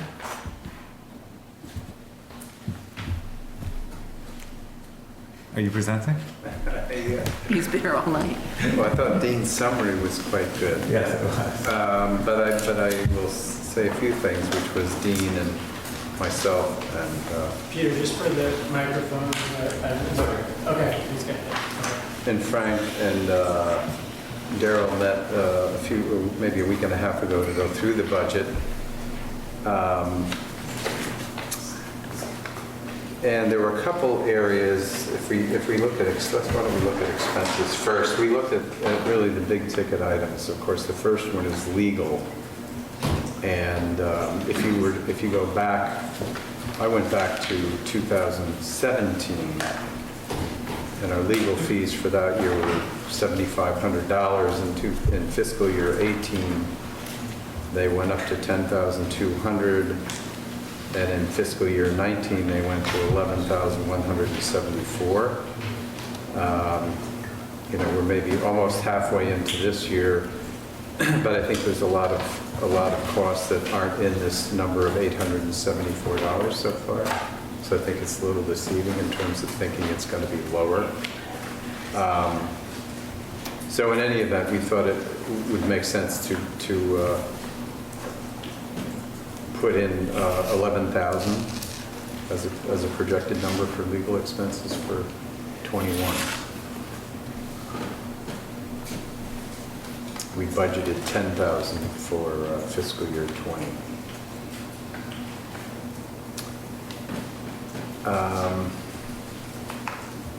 Advertising. That's not as much. It was $22.50 in fiscal year 17. It was about the same in 18 and dropped a little in 19. So we thought 2,000 made sense for fiscal year 21.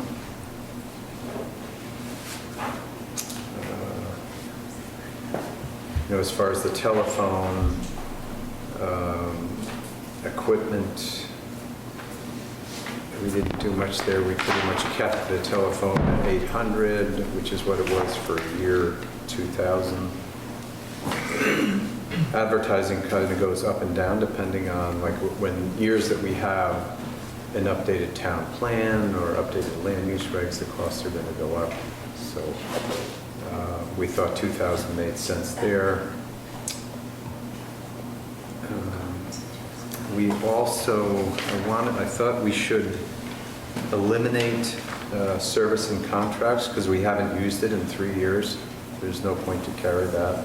And also eliminate town plan land use column, which we also have not used any funds out of.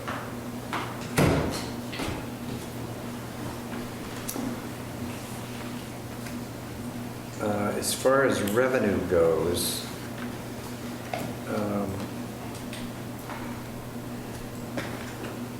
again, it's difficult to gauge because they're based on permits, they're based on subdivisions. So we basically give it our best shot. We look at the past 4 years and kind of get an estimate, which is what we did. So we had 6,000 for zoning board of adjustment, 19 for building permits, that's 19,000, 11,000 for subdivisions, septic applications, 14,000, certificate of occupancy 3, and certificate of compliance 4. We talked last year about the septic applications, and I think as everybody's aware, the septic applications are not a pass-through to the applicant. In other words, the town has set prices that we apply to those septic applications. So there can be quite a bit of a variance between what the town's costs are and what we get back from applicants in terms of what they pay. So to give you an example, our expenses for septic in fiscal year 17 were about $8,500, okay? And our revenues were $5,250. This was for fiscal year 17. And in fiscal year 18, our expenses were a little over $13,000, and our revenues were $7,800. And in 19, expenses were $15,462 against revenues of $14,250, so that was fairly close. So I bring that up because, again, it might be something that the select board wants to consider in terms of whether we want to continue to handle it the way it's been handled or consider having it be a true pass-through to the applicant so that there's no revenue loss for septic applications. It seems like it got significantly closer in 2019. Yes, in 19, Matt, it was quite close. 18, our expenses were $13,000 and the revenue was $78,000, so that we took a fair amount of a hit there, but in 19 it was fairly close. And who knows, we don't know what it'll be in 20. We're ahead of the game right now, but we'll see. That's mostly because of simple engineering requirements that the town's contracting for? Yeah, so what we charge now is we charge a fixed price for, it goes by gallons really, so new projects, 560 gallons permit is $315, and it goes on to up to a small commercial project and like a single family home, but then as you get to the larger projects like bigger subdivisions, it goes by the hour. So my guess is that's probably where we may be seeing where we're absorbing more of the cost when they get large, and depending on how complex they are. I think that's where we could be seeing that. Part of it was labeling, I think. Pardon? Part of it was labeling. What was, when we discussed it, had something to do with a septic system that maybe, a single system that was for 2 houses was only being charged like one price Yeah. for a single system, Right. even though it was going to 2 households. Right. I guess, so Charlotte, is it still true, Charlotte is one of 2 towns that manages the wastewater application approval for the state? Yeah. Every other town in Vermont, the state does that? They do it, yes. Is this fee schedule that the town of Charlotte has applied mirror the state's fee schedule? That's a good question, Matt. I'm not sure when this was put in play. If it changed, it says fiscal year 20, well, this says fiscal year 2020. I don't know what that means. I'm not sure. So I don't know how old this is, yeah. I guess it'd be interesting to find out also from an equity standpoint of someone considering building, looking for a wastewater application in Charlotte versus Heinsberg or Ferrisburg, just to see if that's close, or if the state is absorbing that, through general funds. Is that something Daniel could do? Yeah. No, I think that's a good idea. And then maybe also you could look at what Colchester does, because they're the only independent authority besides Charlotte. Well, they are a little different in that their expertise is in-house, so they don't hire the contractor. They have an engineer. Yeah. Which I suppose is a cost to them, but there's, it's going to be also, benefits and other costs that depends upon how much you want to compare to hiring a contractor.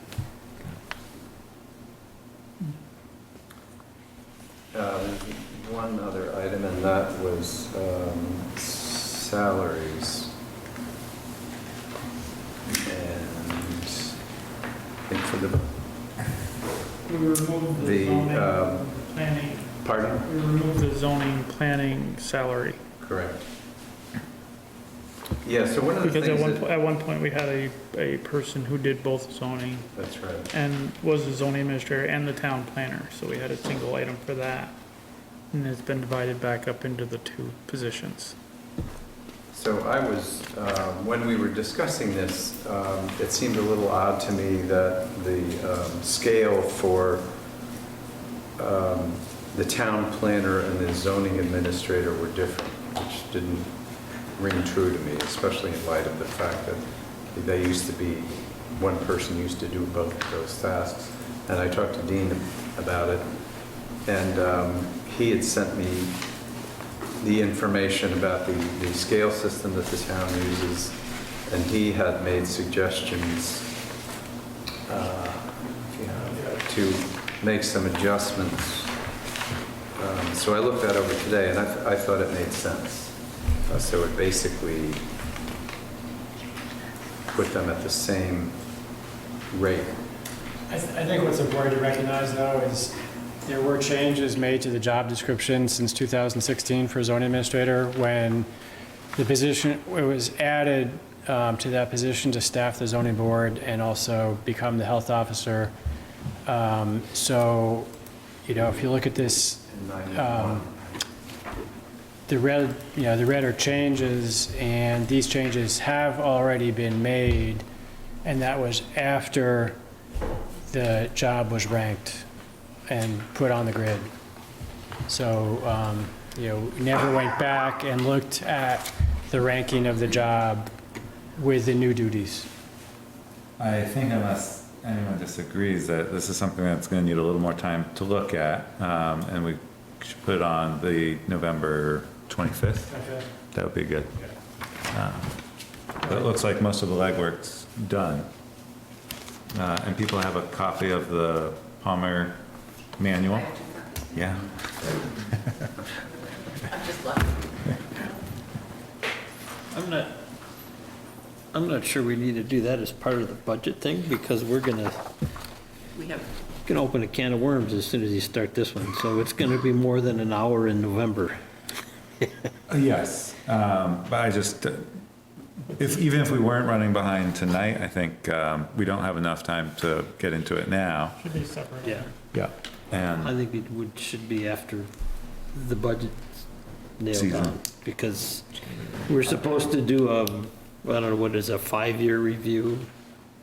yeah, of which we're coming up on. We're coming up on, and I agree, they're two very distinct issues. There's the budget and how employees are rated and the system that's used. And I think in this case, it's a timing issue, because a job position could potentially change at any time during the year, and I think it behooves the town to make sure that if you expect there's going to be a change, you want to also build it into the budget. But I agree, it's a little bit awkward because it's late in the year, or into the budget season. Well, and just that making an adjustment to any one position requires the select board to look at the equity of that change amongst all the positions. And so it's a two-part process. It's not just the job description change. First it's change the job description and then apply it. Right. But the job description was already changed. Right. Right. But the scoring piece is two-part. No, I'm very familiar with those. Yeah. So maybe we can take a closer look at it, 20 minutes, and then see when we can plan out the adjustment, if we can. So this is a proposed job description? No, these changes have been made. They were made between 2016 and 2018. This is what's underlined is considered current. Right, this was changed when Aaron was hired. Right. With the new position. Once we're- And that allowed staffing to go to the zoning board to try to help with the issue of decisions coming out late, so that, the idea is that decisions could come out earlier because their staff is dedicated to the zoning board, and we've seen that that's been, yeah, exactly. Thank you. And, okay. The Trails Committee is here. Still? Yeah. This is a budget discussion? Well, let's start. Okay. Start of budget season.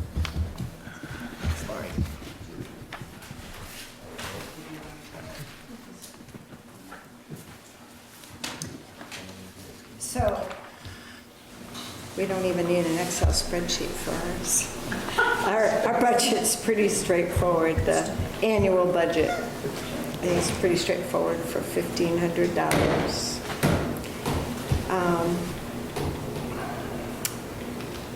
And in past years, for the Trails Reserve Fund, there has been $5,000 in the budget, and that would go into the reserve fund for grants or that kind of thing.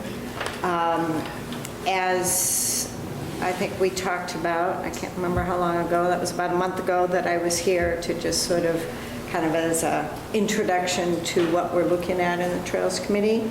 So we're looking at a 5-year plan for funding.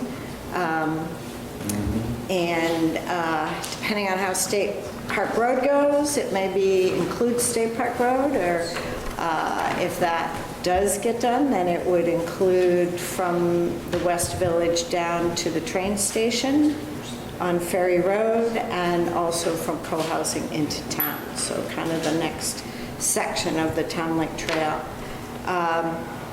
And I think, as I said before, the cost for all of that, which Junior estimated at $20 a foot, would be $313,000 and whatever. And so divided it by 5 years, the first installment of that is $62,240. So this is sort of the start of our 5-year budget process to get those next sections done. So rather than $5,000 in that normally goes into the reserve fund, it would be $62,240.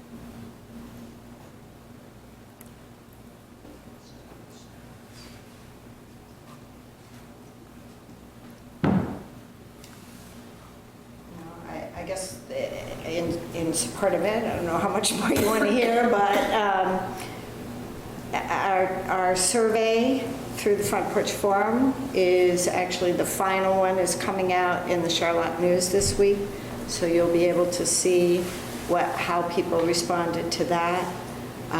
We have preliminary numbers of people that use the co-housing trail now, and hopefully soon we'll have more numbers from Chris on the other counter that we have out there to show that there is a lot of use. I mean, you read, hopefully you read those comments that I sent you from Front Porch Forum. People just want to get this trail done. They want to see it done, and the sooner the better. For the people that, I think about 25% of the town probably is not going to use it. But I think probably maybe 25% of the town doesn't use the library, or doesn't use the senior center, or doesn't use the beach. Not everybody is going to use every asset that we have in this town. So, but I think a large portion of this town is very, very interested. And just as that person said in public comment, I think that if you want to attract younger families into this community, you need to have places for them to recreate and transportation other than on the street for people to get through town. This is a real asset to our community. And I think for many people in this town, they would say the sooner the better. So that is the reason for requesting the $62,240, and we would consider that as part of our ask for the next, after this, for the next 4 years, and that would complete the trail down to Lake Road.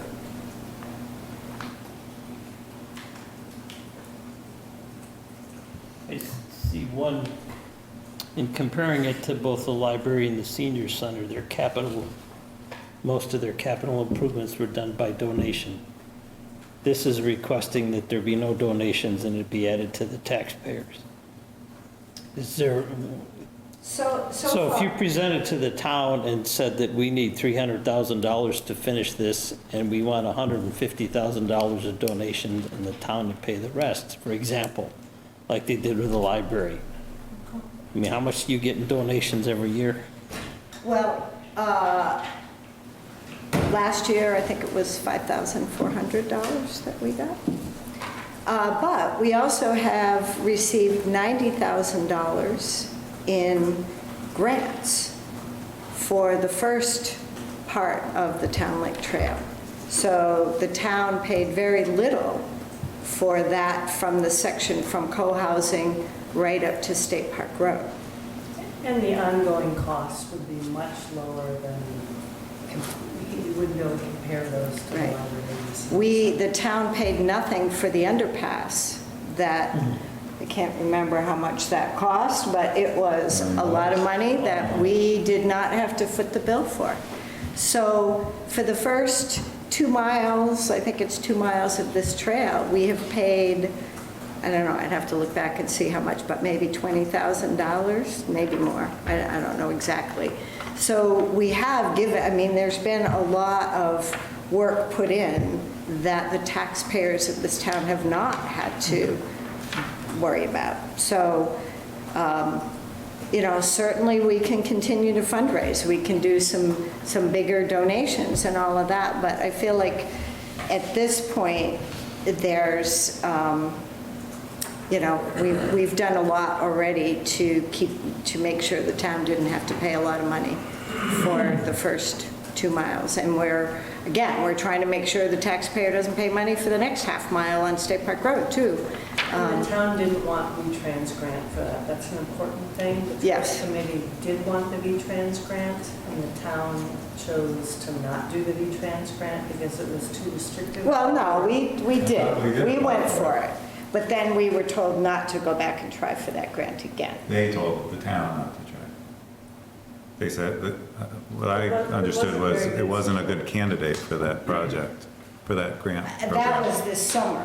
But prior to that, the select board made it pretty clear that we were not to go back for V-Trans grant. That was a too expensive option. So the only grant was the Forest Parks and Recreation grant. opportunities for Were we us. talking about the same trail that we applied for and did not receive the grant for? That's Forest and Parks, it wasn't V-Trans. Yes, yes. Thank you. V-Trans we did the first time. Yep. And then people said, don't go back because it was too Which expensive. had the So then highway this- standards. Right. Industrial. Too industrial. Right, so last year, Could have run right, into problems with the easements that we had. right. So last year we went to Forest Parks and Rec, Right. right. So, And that's the one that was not a good candidate to reapply to. no, V-Trans. It said go for V-Trans, and V-Trans says go for Parks and Rec, and like, Right, exactly. so we had them both here and work things out. And one was in the 600,000, the other was 300. Right, V-Trans For the builds half to mile. like road standards. So Right. they go much farther, they dig much farther down and they do a lot more construction and, you know, Forest Parks and Rec is what co-housing is, which is what we're talking about on State Park Road. 8 inches down and the landscape fabric and, yeah. But this, when Du Bois and King did the scoping study for that, and it came in at 600,000 for a half mile. Yeah, that was V-Trans. That was the engineered scoping study, V-Trans. And then Parks and Rec, which was more of a multi-use path, we got it down to 300. 107,000 was, right? Wasn't it 107,000? For the, Somewhere around there. for a half a mile. For a half a mile. Now the proposal is looking at constructing $50,000 per half mile with this request. I think the Ferry Road says 52,000 for a half a mile, or co-housing the West Village is 260,000 for 2 miles. Ferry Road's not half a mile. Down to the train station? Just going down, just down to the train station. From the kind of roundabout, it's about half a mile. I don't know. I think,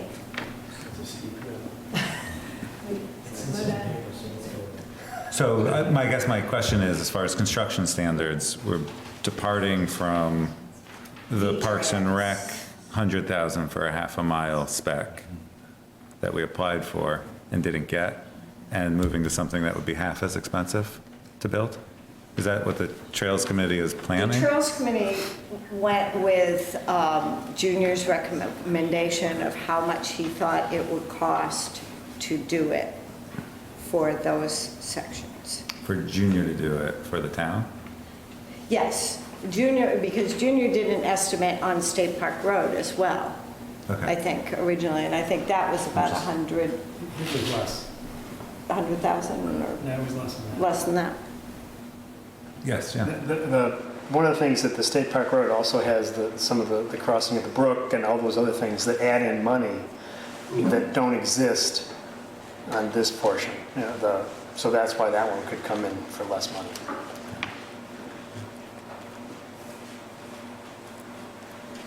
Great, well, the budget process is pretty straightforward. We do a first request, and then we compile all the requests from all the committees, look at what that number looks like, and then ask people to come back as the select board needs to sharpen its pencils, if it does need to. It seems like the goal in the 5 years I've been on the board is to keep a modest to reasonable increase in the property tax burden. We've done a really good job at doing that by making hard decisions. So with this significantly altered budget request over a 5-year period, we'll schedule time to have the Trails Committee come back in and kind of discuss the budget in more granular detail. Does that make sense? Yes. Okay. Once we get everything in. Great. Yep. Awesome. Thank you. That's good, thanks.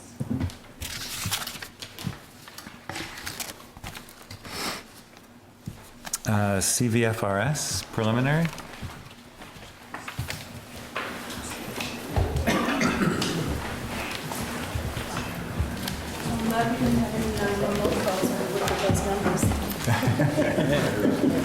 Thank you for making a shirt. I guess we should thank you. Thanks. Thanks for making that.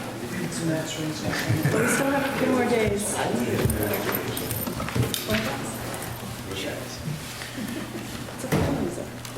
So we all set? Yeah. So I thought I would start with just a little bit of context, if I could, please. Just a reminder that the way we staff is 24/7, every day of the year, including holidays. And there are 4 12-hour shifts per day. We calculated actually that it's 20,772 hours, which is the equivalent of just shy 9.98 full-time employees, for context. The EMS side of that, of the 9.98 full-time employees, is 8.5. The way we're structured now is, as you probably remember, 2 full-time employees and 1 part-time employee, sitting right next to me. Thank goodness. I'm the part-timer. Every month, I get an email, and every month it's the same message, and that is that we are struggling to fill the shifts every single month, and it's getting harder, not easier. The challenge is that in the state of Vermont, like most states, we have a declining sort of base or pool of qualified EMS professionals from which to draw. And it seems that as we go along, the competition gets more and more, severe to recruit from that limited or reducing pool. So we're competing with the Essexes, the Willistons, and even as far north as like St. Albans and Milton and so on. And we're also, essentially competing with UVM Medical Center. So we have 2 full-time, 1 part-time. Everything else is made up by per diems. And the challenge, like we said, is that that's a shrinking base from which to pull. And we find ourselves typically each month with 1 or 2 that are somehow very loyal to Charlotte, putting us into an overtime situation, which we try, obviously very hard to avoid. We had to do, just for further, a little bit further context, we had to do a few months back a market adjustment to our salary levels in order to be able to compete with the towns that I mentioned and many others. And yet, despite the fact that we had to do the market adjustment and pay more per hour to the per diems, we still struggle every single month to fill the shifts. And the goal, of course, is to not go out of service, to have a local crew available for a Charlotte patient. Many of the towns around us, including just last week, Shelburne was out of service for a period of time. And it's not something that we want to subject the townsfolk to. So having sort of studied the situation and listened to feedback from a variety of sources, our strategy at this point is to add to our 2 full-time and 1 part-time, 3 permanent part-time positions, because we think that that will be more attractive to a subset of that declining pool of EMS possibilities, be more attractive to have sort of some consistent hours through Charlotte. We don't know it for a fact. We can only know, once we kind of launch down that road and see the impact of that. But we do believe, from conversations with members of the pool, that would be attractive to a number of individuals. So that's what we're proposing. We have up on the budget, and I'll probably turn this largely over to Patrice, but essentially what we're looking at is an increase in payroll as a result of adding those 3 permanent part-time positions. Just for clarification, that's not additional personnel, that's just converting either existing personnel to permanent part-time. So We would still Just per have, diem. right, Right. exactly. So it's not going to increase the number of individuals. So we're not going to be running crews of 3 or 2 crews of 2 on those Right. times. The 20,000 hours would be about the same. Would be about the same, exactly. Mhm. It's just whether it's structured as per diem or Right, full-time exactly. positions. So to do that, and in keeping with our current benefits policy, those 3 individuals, excuse me, would not be eligible. We also have to be mindful as we go along navigating IRS rules, Department of Labor rules with regards to our per diem, and to make sure that we're not misclassifying them, because there's, there is penalties involved with that sort of thing. But to go to convert some of those per diems to 3 permanent part-time positions adds about, you can see it takes us from an appropriation last year of 661 to 745. Most of that increase is payroll related. And Patrice can take us through some of the other areas that are affected, just, reasonable things like we know benefits are going to go up. We know the cost of medical benefits is going to go up.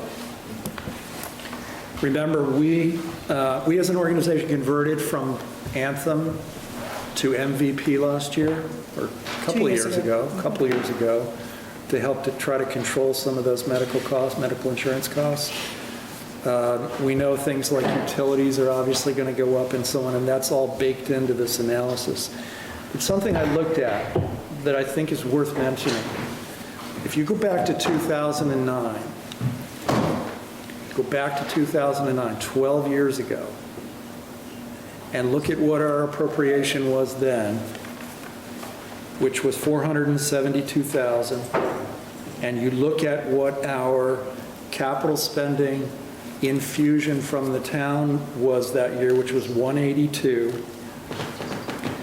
If you calculate what our growth rate is in spending from 12 years back to where it is today for this 2021 ask, it's an annual growth rate of 1.58%, well below the inflation rate. So I think for context and just to kind of give you a sense of where that number is on a relative scale, that's the number, 1.58%. So, Patrice, what would you like to add? I just think from a clarification standpoint, if you bring this one back up, Dean, if you go to the personnel expenses, the increases in wages, that is not solely attributable to the 3 permanent part-time positions that we're talking about. That is a negligible increase. The increase to our personnel expenses for those 3 positions would be their eligibility for PTO, which is paid time off, and it would be at a prorated rate. And we get 6 paid holidays over at Charlotte Fire and Rescue. So they would get a proportionate 60% of an 8-hour shift for those 6 holidays. The majority of the wage increase goes back to the market adjustment that we did this spring. And then moving forward with the wage policy that is in place, that permanent employees get COLA plus 2%. Per diems that meet a certain threshold, which means they're working regular part-time hours, so they reach that 1,040 hours, they get 1% plus COLA. Everyone else gets COLA. So that gets thrown across the board, and that's where you get the $76,000 in increase. Okay? There's no increase recommended this year in member incentives. Last year, we did a $2,500 bump. I think as an organization, we would like to see that increase so that our volunteer firefighters who are responding would get a healthier stipend at the end of the year for getting woken up at 3 o'clock in the morning to go out and fight a fire or answer a false alarm type of thing. But we also want to be mindful of the change in the appropriation request as well. So you'll notice as you go down to the operating expenses, the majority of those line items are flatlined. So we level funded the most. Others have a modest increase. We did bump up the patient billing revenue. It's still conservative, but we're also talking 18 months out from now, and how the mix of private insurance versus Medicare versus Medicaid, we don't know the answer to that. So that's certainly some place that we could make some adjustments. As we look at how it's become more and more competitive to draw from that EMS pool to Charlotte, we also have to think about what's going to happen in Heinsberg. Heinsberg, as it considers its options to ramp up, it's just going to draw more from that same pool. So that'll ramp up the degree of competition. Speaking of Heinsberg, I spent about an hour last night listening to the October 7th Heinsberg Selectboard meeting, and I'm assuming you folks are familiar with what they are wrestling with. It was clear from listening to their select board meeting that if they didn't realize it's a complicated subject before, they all realize it now. They are thinking about issues like, do we have a municipal department or do we have a private, not-for-profit department? They recognize that their fire chief, Al Barber, has been wanting and needing a new physical facility for the engines. They can't imagine the possibility of putting a new ambulance, somehow getting an ambulance into the existing structure that they have, so they're looking at the need to maybe build a new building.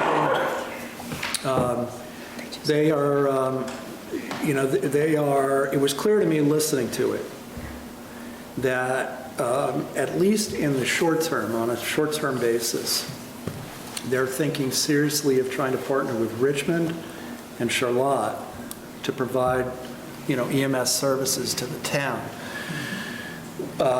They know that even if they decided today that it would take a year to have an ambulance in place, and it takes a long time to train their existing fire first responder base. So I think that they will probably be interested in something from us. Just so that you know, about, 2-3 months ago, we sent them a list of questions. They sent us an RFP, request for proposal. We sent them a list of questions just so that we could, give them a reasonable response. The answers we got back were cryptic at best. And one of the things that was recognized in the select board meeting that I listened to last night was they know they owe us more information so that we could, in a collaborative way with you folks, perhaps put forth some kind of proposal to help them, if not in the short term, on a permanent basis.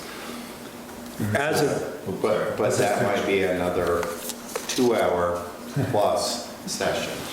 As a group, we recognize the fact that, yes, it's great to be a good neighbor, and we want to be able to do that. We don't want to do something that isn't providing them with a quality, fast, efficient service, but at the same time, it's got to be fair to the Charlotte taxpayer base. So we're trying to, as we think about what we might be able to do, we want to look at it, in that sort of with those two objectives in mind. And it's clear to us that we would not have to hire additional people. That's one thing we know. We would not have to hire additional people in order to provide a service to them potentially. So we'll look at that. And that would be a contractual arrangement of some sort. Right. Yeah, but again, that's another 2 to 3 hour session. We got to look at call turnover rates, how many calls we would lose in town. Taxpayers here in town expect us to be here when Is Richmond municipal, or it's also a nonprofit? They are private. They are private, yeah. Yes. The municipal departments right now are very much hedging their bets. So regardless if there's a contractual agreement between any of the surrounding towns with Heinsberg, the way mutual aid works in EMS, for anything that is Well, this side of basically, 116 Heinsberg and could south, say- we would still Heinsberg get could say turned we're out for. done, and we would have to go. Adjusts, yeah. No, we would have to go for no contractual agreement. Right. That's the way it So works.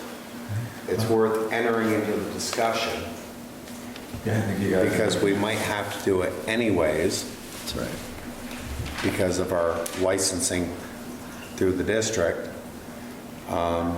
It's better to bring something back in than nothing. Sure. As things change, please keep us up to date on that process. That'd be great. It's gonna be a longer process than they thought. Much longer.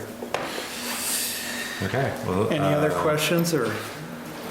No, my guess is that we'll ask you back when we compile all of, I guess I just had 2 questions, quick. It just happens to be a night of running over. I apologize. So as you're looking at yours, at this point, we don't anticipate any additional or any changes to the capital reserve fund. That was one question. So if you need to make adjustments to the 120 that's sitting there as a placeholder, as far as the allocation to that fund, just so long as you keep it as a positive balance on the bottom Got for it. future years. Okay. That's totally in your purview. Great. So there's no adjustments to those And then expenses. My second question was, how has the change in healthcare providers worked for CVFRS It's been and seamless. employees?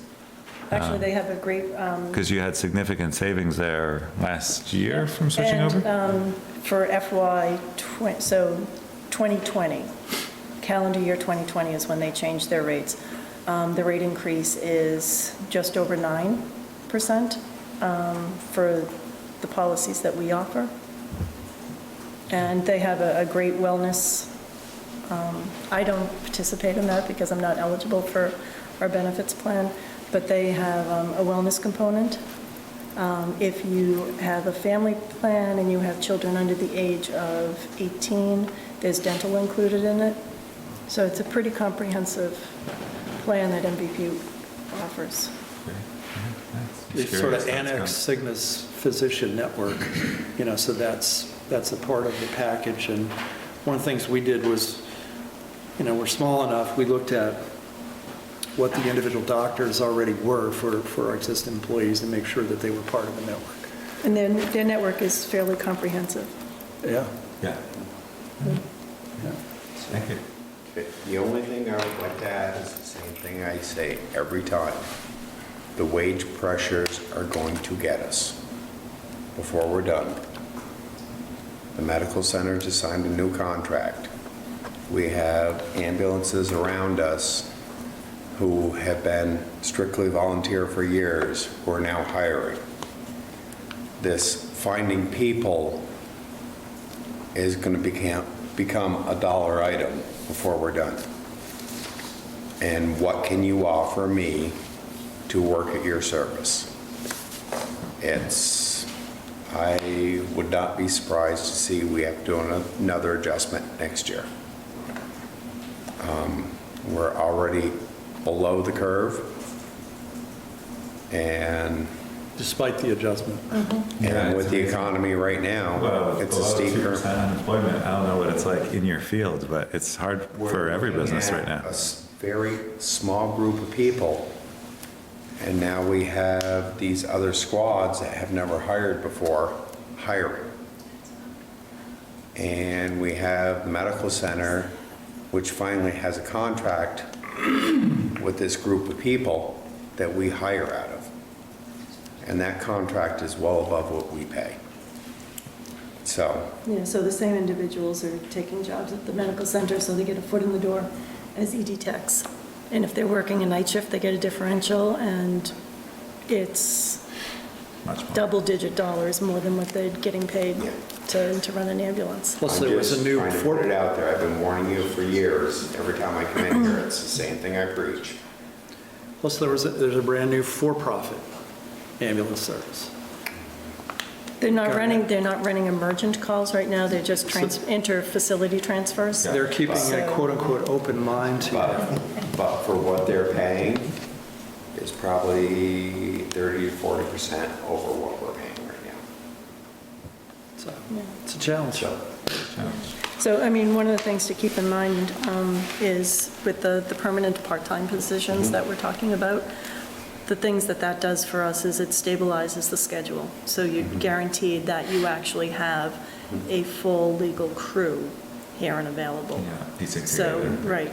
And the benefit of doing the 3 permanent part-time versus a full-time, you get more shift coverage.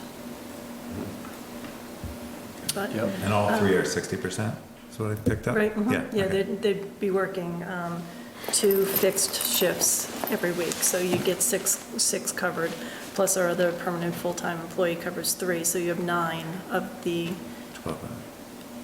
well, you have 14, Yeah. because you have day and night shifts. So of your crew chiefs, you'd have the majority of those already filled, and then supplement it with your per diems. And the crew chiefs are the hardest ones to fill. Crew chief can drive, but a driver can't be crew chief. Never heard that Venn diagram before, but I It's believe all that. certification. Got it. And we really don't want our medics being drivers. Yeah. Yeah, we want our medics as our crew In chiefs. the back, yeah. Okay. You guys have a busy schedule. Thank you, I appreciate it. Thank you. Thank you.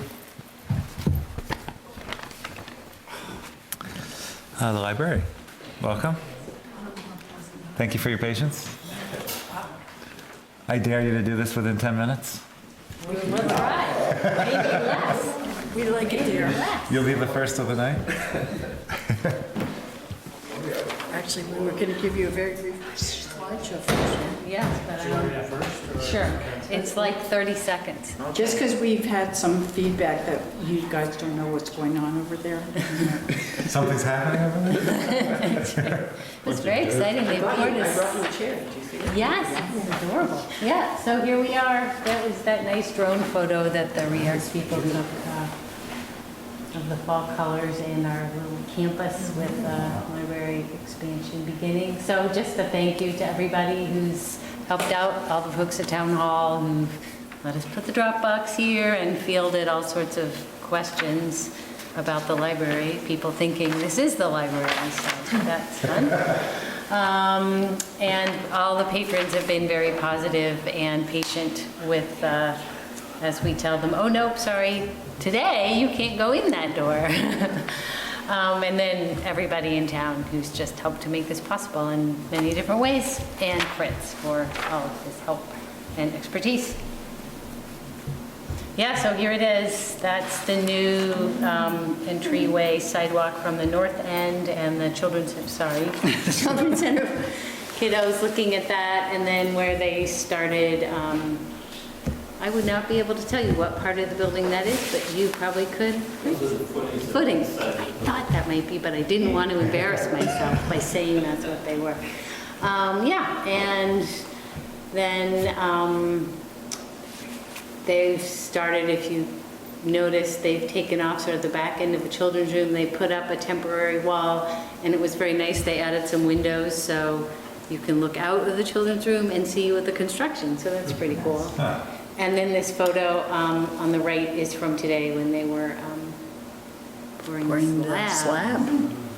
So we're coming along.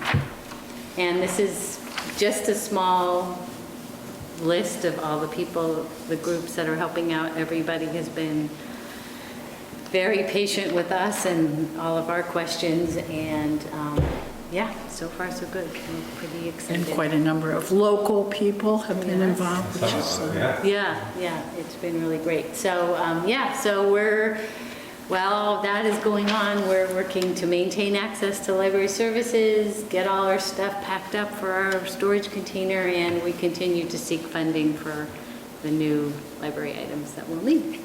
So that's that. Any questions? Yeah, exciting. Thanks, Fritz, for that. Yes, Beautiful the walkway. pathways, fabulous. Makes everybody very happy. Red carpet. Yeah. Do you have any questions? Would you like us to walk you through the budget? No, I think Or do you just want to go home? Well, Nanny knows me, it's well past my bedtime at this point. I know, it sure is. So we tried to keep it very close. I mean, there are a few guesses here based on the fact that we'll have an entirely new building, but we did the best we could. And I think the main increase is in the staff, which is well-deserved. Well, and we also- don't have any increase in staff because of the new addition. That's just all because of the step pay grid. And then custodial, I assume, because it's bigger Custodial will space. go up. Because it's a bit big. And then one thing that I know it looks like there's a huge leap in the energy line item, but in fact, we way under budgeted for fiscal year 19. And so if you look at, that's the last number I have, a full year's worth of numbers for, it's actually only $440 more as projected to heat this whole bigger space than it would be just to heat the From space. actual FY19. And this last year, the furnaces have definitely been limping along because they are 20 years old. So having the heat pumps is going to be great. Yep. So I think that's about it. Any questions? I'll just throw in, instead of during the update section, they're actually with pouring in the concrete today, they're done. They're basically out of the ground, so mud and rain will do nothing. They're, Progress. I think I saw the trusses going down the road earlier today too, so I would expect to see walls up by the end of the week. Wow. They were out there in that horrible day when the wind was blowing. Yeah. It was quite impressive. They'll be starting to put them up tomorrow, probably, laying them out and standing them up. There'll be walls in the air by the end of the week. I know my kiddos at the Children's Center, and they get to come over and visit and see construction. He comes home and tells me about it. Can't beat it. We should charge them. A fundraiser. All right. Thank you. Yeah, thank you. Thank you. You could charge the parents not to let the kids go out and play in concrete. If you don't give us, we're gonna turn them I was loose. hoping to get his footprint in there.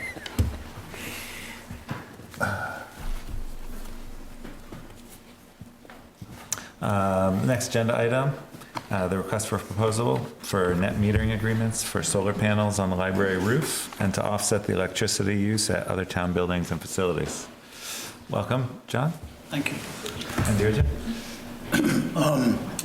I just wanted to say a few things by way of introduction. In your packet, you received the RFP. You received elevation for the library roof and some preliminary design and generation estimates. There was a certificate of public good from the PUC. There was a one-page summary of the payment plan, and then a spreadsheet analyzing the numbers that were cited in that one-page document. So the RFP was reviewed by members of the Energy Committee, the library staff and board, and Dean provided extensive comments, and I sat down with him and went through those, and the result was the document, the RFP document that you've actually received here. A significant change since the meeting on September the 23rd was to include supplying solar for additional buildings in town. And that solar would come from an existing project elsewhere in Green Mountain Power's service territory. The only solar on a town building would be solar on the library roof. The reason to add in that extra solar was to try and make the project more attractive to developers, because the library project by itself is not really large enough to attract a lot of attention. So that's why we added in the town buildings. We also have the option, if Fire and Rescue and CCS were agreeable, of adding them into the agreement as well. And Charlotte Central in particular would make a big difference. The school alone uses more than twice as much electricity as the rest of the town buildings put together. So I've only had just an initial contact with CCS, but I'll be following up with them. The net savings to the town are about $2,100 on the Green Mountain Power bills, and that's in the first year. And the annual savings will go up as Green Mountain Power rates go up. If Green Mountain Power rates go down, then the savings would go down. This type of arrangement with a net metering agreement has been done in similar fashion in Shelburne, Montpelier, Colchester, Hartford, Underhill. So it's quite common for towns. And it's an easy way of getting solar, saving a bit of money on utility bills, and not having to make any upfront investment. You don't have to buy the equipment. And the only upfront cost is the legal costs associated with reviewing the net metering agreements. But there's a lot of these being done now, so they're pretty standard, and there's not a lot of creative legal work required. The CVFRS board has not yet had an opportunity to consider this proposal in detail, and in the RFP, we do note that in order to include them, they would have to sign off on the proposal. I think the RFP, if approved, would go out to 4 solar developers. That's all there is that operate in Vermont.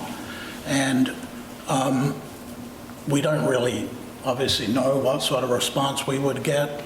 I would suggest that the most valuable function of the RFP is to gather information. And the language in the RFP, what's included says, that the town doesn't have to accept any proposal for any reason whatsoever.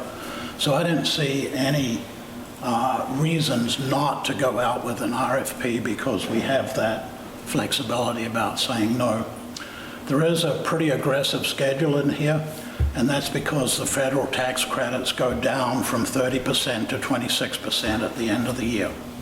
There are provisions that allow developers to capture that 30% tax credit even if the project doesn't get started until next year. But the process needs to be well enough along for them in order to spend some money to secure the credit. So I think I'll stop there and just be available for any questions you might have on any of the materials that you got. I would move that, if you need board approval, I would move the proposed RFP. As written, I'll second that motion. Okay. Is there a discussion? It looks like on page 3, there's, may have just been missed in the middle, strike through. Oh, I saw that actually, yeah, thank you. The word "and"? Yeah. I left that in just for you, Frank. He's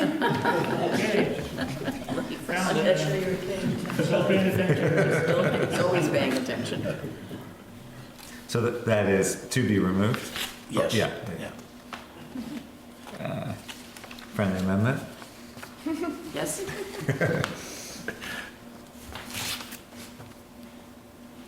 It's, I just have to say, it's fantastic turnaround time on a pretty big undertaking. Yeah. Really impressed, and you're, I think, advancing a lot of global to local goals here in one project. It's, really appreciate the work you're putting into this. Great.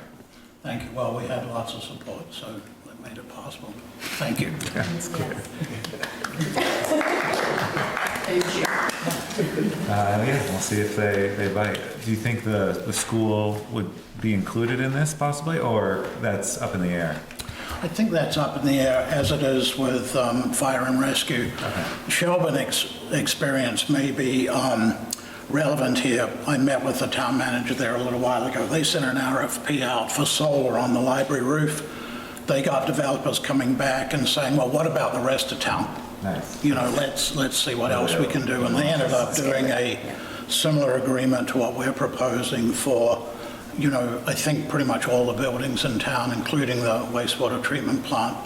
And Lee was pretty happy with that because, you know, they saved, I think in their case it was 10% on their bills and with no upfront investment required. Yeah, that's great. And that includes the school? Yes, I Right. think so, yeah. I thought so too. And I also think that the facilities director, now at the district level, is the facilities director for Charlotte as well as Shelburne. Okay. Right, so, Oh, yes. so making Yeah. that extension to Yeah. Charlotte should actually be easier Yeah. That's starting from scratch. than it ever has been before. Right. Thank you. Great, all those in favor of approving the request for proposals as amended, indicate by saying aye. Aye? Aye. Opposed? Great, thank you. Thanks.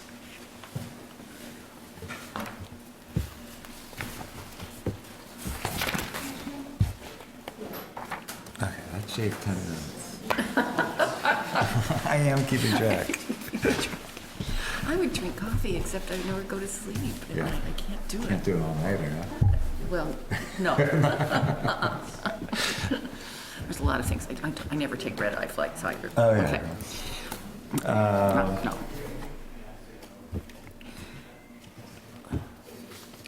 We wait for Dean on that. We're just, The hold harmless? yeah, it's fine. Dean, can you bring us up to speed on the hold harmless agreement for the playground equipment? Yeah, so League of Seasoned Towns kind of gave two responses. One is they have a standard agreement that they provide to towns, which we use for contractors, and they said you can lift the language from that hold harmless agreement and basically, massage that to make that fit this situation.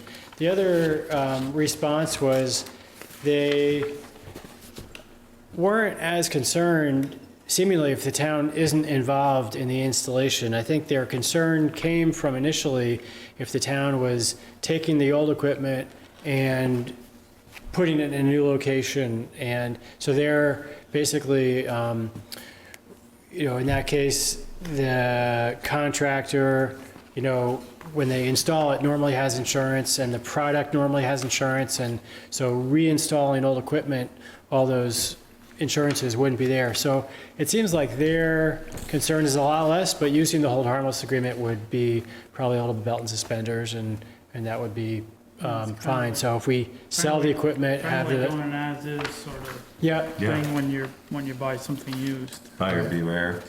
Yeah. So if I put together a list of the order in which requests came in for the different equipment and then emailed this hold harmless to interested parties? I probably would massage it a little bit. Maybe I Okay. can massage it tomorrow and send it to you. Okay, that sounds good. All right. Is it something the board would be comfortable approving, or do you want Yeah, to see no, it I again think it- November 4th? I mean, you're not doing any serious. Okay, good. Sounds good. done. Well, yeah. Race in the snow. but Get rid of that awesome. stuff. Right, thank you. Except for the slide.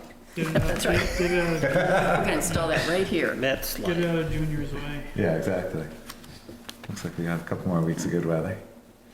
Great, I'll catch up with you about that. Thanks, Dean. Would this be something that we'd use for the volunteers and everybody that's working on town property? We do have that for volunteers at the park, and they do Yep. sign a hold harmless agreement. Okay, Yeah. sounds good. But yeah, as far as the trails effort, Yeah, I think this ties into that. yeah, good. HVAC contract renewals, health insurance renewals, printing of town report. Yeah, so just going through this quickly, the HVAC, we have two companies that do the maintenance. Air handling and air conditioning is currently handled by Climate Systems, CSI, and their contract renews now, or it expires at the end of this month. And then Patterson handles furnaces, boilers. Library going on heat pump doesn't need the any of the air conditioning, air handling. I didn't ask that question when the library was here, but most heat pumps are unable to provide heat when the temperature drops below whatever that number is. 20 or 30 degrees, and so they're going to have to rely on either baseboard electric, because if they're not going to have The heat pumps are rated to like -5 that they're really? using over there. Okay. Oh, okay. And one of the problems, or one of the things that when you look at the performance of heat pumps in cold weather, a lot of people still turn them down or, at night and turn them Yeah, up yeah. during the day when they're home. It's actually more efficient for a heat pump when it's working at its furthest extremes, like at -5, to leave Oh, it okay. set. So some of the questions about how uncomfortable or it's not heating up enough, I turned it up, and it's because it's like your car with your foot to the floor. Those last few miles an hour come really slow, so if that's where it is, you just keep your foot down and it'll stay going there, but it's... Okay, that's good, because I have a heat pump, and that's, thank you. Well, it depends on the heat pump. Some of them don't go, but that's relatively new technology. And, I don't know, I actually don't know what they're proposing on putting in, but in some of the bigger buildings, I know it's more cost effective to raise the water temperature with a Oh, okay. furnace rather than have a second heating system, so that They're having 100% heat pump heat. 100%. And the hot water use is so minimal for washing your hands that's, at this point, just a straight up electric, 30-gallon electric hot water Kind heater. of an on-demand thing. That's when I make a comment about it, what he knows everything about. With a civil engineer. There you go. So CSI is holding their prices. Actually, they've held them for a few years, and so those would renew now if you want to renew them, and then Patterson renews in January or December for January 1st. So I guess you probably, if you want to renew them, it probably would be a motion. I don't know if you want to do that now, or you want me to go through other topics first. I think we could do that now. We have the two quotes. We could do a not to exceed. Oh, speaking of that. They're Motion. pretty much, those are the proposals. They are at, $430 and $610. yep. I have something for you. Hopefully we get this done. Is there a motion to approve the preventative maintenance contracts? I'll make that motion. This is for the town hall and, There's two, one for the town hall, one for the senior center. okay. And the senior center is for $430. And the town hall is for $610. Authorize the chair to sign. Sure. I'll second that. Sweet. Must be more hot air in the town hall than the senior center. More maintenance. Matt, great. I have something for you. No way. Yeah, show it to. Oh, I thought it was a letter opener. It is. But show. And wow. Oh, stylish. Whoa. That's my father's. Really? Yeah. How'd you get a kick out of it? Do you have anything open so we get like a picture? At the next RFP, when the solar panels come back. Ruler and everything. Gee whiz. Not yet. Still open. You're gonna have to learn how to operate. We'll give you a test. It's got a lot of stuff on it. No lost time accidents. Be careful with that thing. Thank you. All those in favor of the motion? Well, could you point that thing out when you ask people? This is All those in amazing. favor? Damn. Yeah, I guess this is just for opening letters. No, I don't know. There's all. I thought you Wow. or Fritz would know what all that other stuff is. Yeah. Touch angles and everything. Yeah, I wouldn't know how to do it. Wow. Wow. Thank you. Hope you enjoy it. It's. I will. And I will bring it to every meeting. It's to open stuff with. There. Thank you.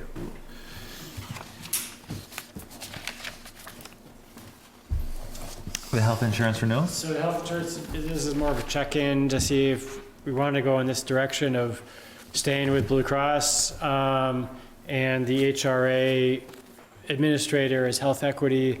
I tried to find out today if Health Equity would also administer HRAs for MVP, and they weren't able to quite answer that. I probably would check with MVP for that. So anyway, I think as Patrice said, MVP went up 9%, Blue Cross went up about 13%.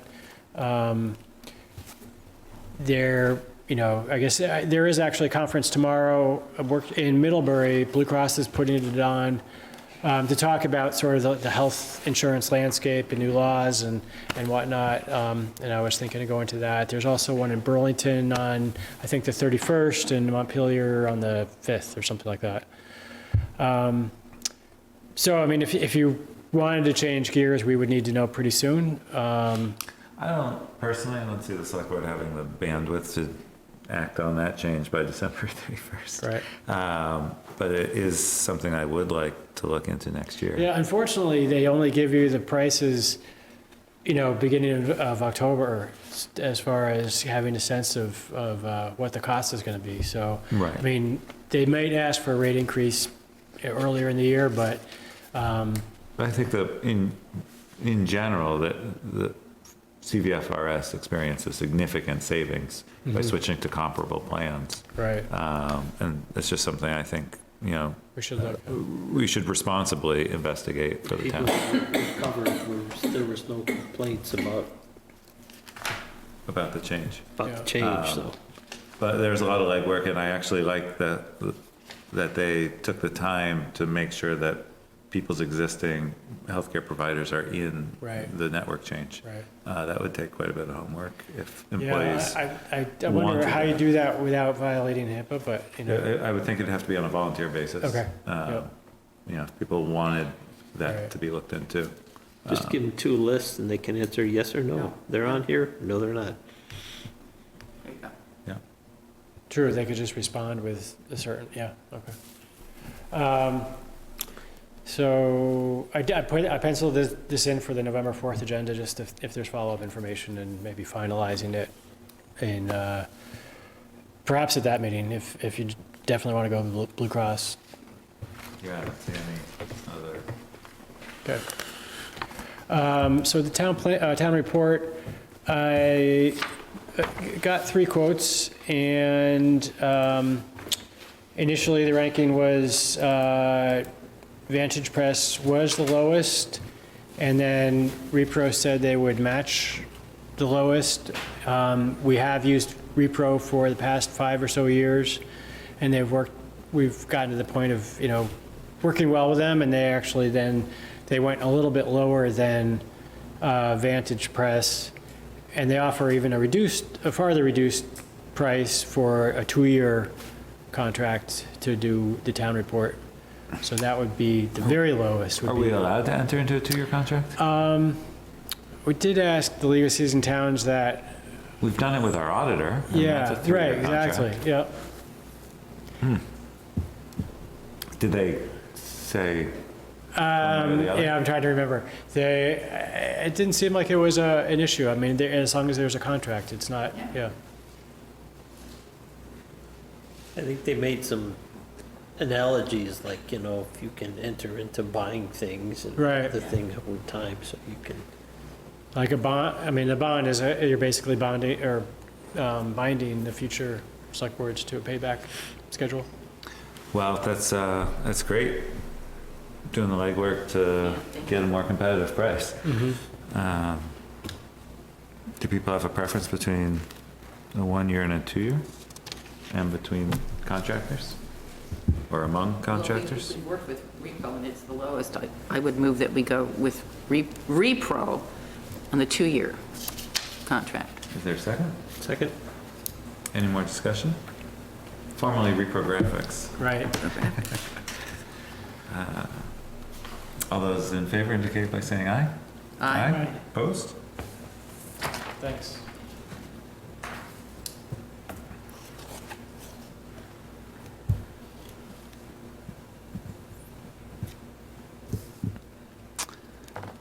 Finance and maintenance, I could read it, yeah. Finance and maintenance agreement between the state and town for the reconstruction of the railroad crossing at Thompson's Point Road. Yeah, so briefly, the state is upgrading the crossing to have gates. They're also adding signage and pavement markings.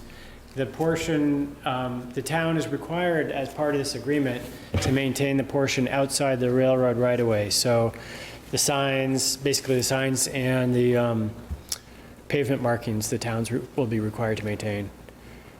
That's pretty much it. There's a lot of, the agreement is a kind of a boilerplate agreement that they use for other types of projects that, you know, if in some cases the town is building the sidewalk or it's in the middle of a village and there's additional lighting that's put in as a result of this work, there would be additional requirements, and VTran's style is to leave those in the agreement even though they don't apply.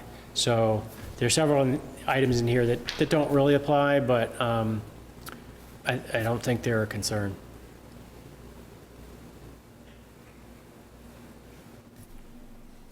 Yes, Julie. Do you know if it's also going to include, I know the lights, but is it going to include the sound too of the gates going down? Is there a beeping sound, or I think it's the, I don't think there is on Ferry Road. Right, so I don't, It has oh, there is yeah. a sound? A sound, yeah. It's like. Well, I always thought there ding, was. ding, ding, Oh, okay, ding, you're ding, right. ding. Yeah, okay. I don't know. I can try to find out. Yeah.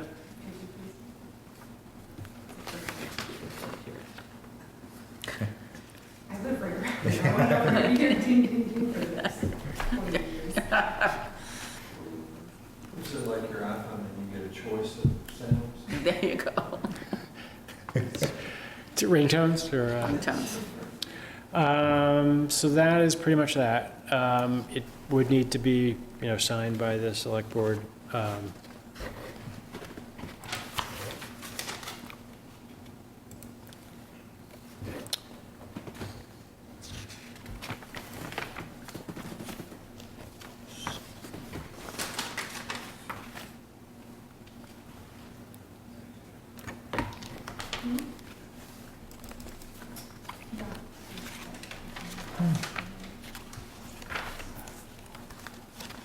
Is this signed by the chair or by everybody? Looks like the chair, page 8 of 13. Yeah. I'll make a motion to approve the finance and maintenance agreement between the state and the town for the reconstruction of the railroad crossing at Thompson's Point Road, I will second to be that. signed by the chair. Second. Any more discussion? All those in favor indicate by saying aye. Aye. Aye. Opposed? Now we're gaining. Charlotte Solar request to reduce balance of the decommissioning fund. So Charlotte Solar has submitted a request to the Public Utility Commission. Includes 3 components. One is to change their letter of credit that through which the decommissioning fund is placed from Bank of America to Northfield. You know, that's fine. The main item is to change the balance of the fund, which they initially estimated at $174,000, and now the current estimate is $88,500. It seems like that's a big change, even if it's warranted. You know, what the information they submitted was they looked at, you know, 19 other projects. Some of them are as small as 1 kilowatt, or megawatt. So, yeah, I guess I see Louise shaking her head. Maybe there's. This is something I would really argue. I have no problem with the letter of credit. That's Yeah. not an issue. What was the third one? There was another something that wasn't, I don't know what the cheat sheet is, but that I didn't think was a problem. But reducing that balance is, in my opinion, a very risky thing to do, because when this ages out, we could end up with a real mess on our hands, and that has been the experience, not necessarily with solars, but that has been the experience with decommissioning. I would also point out that these guys have not lived up to their obligations on screening. I mean, I was just taking a hard look at it the other day. And so I would argue against, and I think that is going to require that we file something with the Public Utilities Commission. Yep. And they probably will hold a hearing, I think. I mean, I'm guessing they will want information as to why we object, and we might. Because we don't trust them. That's simple. We had already had to go to court to get them to do their work. Yeah. That they told the Public Utilities Commission they would They're do. gonna do. Yeah. Well, the third item was to change the reporting from every year to the reporting on the balance of the LFC, and to make inflationary adjustments from every year to every 3 years. Sounds like we have less of a problem with that. 2 and 3 than with 1. Yeah. Well, I have a serious problem with it. I do too. So, Do you want to have a group phone call with the town attorney, or or you want me to find out what the process is and report back? Well, yeah, I mean, we can. Do we have to enter an appearance, or can we just send a letter? We're already a party, but we have to respond by November 8th, which it doesn't seem like we'll have any problem doing that. I think if we say we object, they're going to probably have some kind of ability to, or request for information, and I'm not sure exactly how much back and forth there will be, but there might be some back and forth. Is that a phone call you'd be willing to sit on? Absolutely. That would be great. Yeah. No, I feel strongly for the reasons I said, that they have not carried out their end of the project now. Yeah. And so, I agree. And if we need more detailed information, Charlie Pugh has been instrumental in the original appeal to have them live up to those standards. Okay, good, yeah. So I'm thinking there should be a motion to object to the proposal, at least that one. Yes, and then we can parse it as we go forward into all three. I'll make that motion. I'll second. You want to spell out exactly what your motion is? The reduction of the decommissioning fund for. An objection to the reduction. Right. Yes. Yeah. The town objects to the reduction of the decommissioning fund requested by Charlotte Solar LLC. In whole, to cover the reporting instead of 1 year, 3 years? Or is it just the fund? Well, yeah, I think it's particularly the fund. The others two, I don't think are too material. But we'd have to work with whoever to write that up. So just that one, the balance. Yes. Any more discussion? Yes, good. I'm just confused. I don't understand what this is. What is the decommissioning fund? Does this relate to the solar farm that's on Heinsberg near the Hinsdale? As part of their permit, they were required to put set aside money to basically remove the structure after the life of the structure is, after the life of the collectors are, after they've expired, basically, their useful life, and then return it to a field. But it's not ready to be decommissioned. No. No, I think it's No, but those 6 funds years have old? to, Yeah. those funds have to be kept aside for that, and they're asking for a reduction in that fund. A significant reduction. So there's a period, so they wear out after a certain point in time? Yeah, 20 to 25 years is the lifespan of solar panels. I think 20 years, they say, well, even 15 years on an inverter. They're a little more. So they wouldn't be replaced, or? Well, that's a huge question in the future. That depends on so many variables that we don't know about right now. The price for the output would be one. The status, the state of electric provisioning in Vermont would be a second. You just don't know. But this is really an insurance policy for the town to get the work. If the town has to remove all that stuff, that the town can afford to do it. Or, if a company goes belly up. Belly up? There is a decommissioning fund still there in place. Yep. And it's hard to imagine costs going down 20 to 25 years from now. What was that? Where are those funds held? In the LLC, in the letter of credit, so it will be moving from Bank of America to Northfield Savings Bank. So if the company does go belly up, the bank is... The bank has Yes. has issued a binding letter of credit, yeah.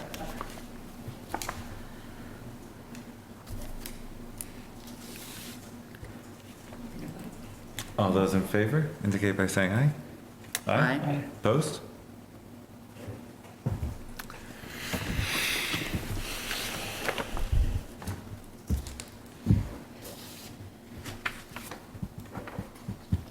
The Route 7 reconstruction project, final acceptance. So they just want to have the town confirm that they're, that you're okay with the project. Which project? The reconstruction of Route 7. Which project? That was a joke. Sorry. It's getting late, yeah. So when was, they didn't say when they considered the final inspection? I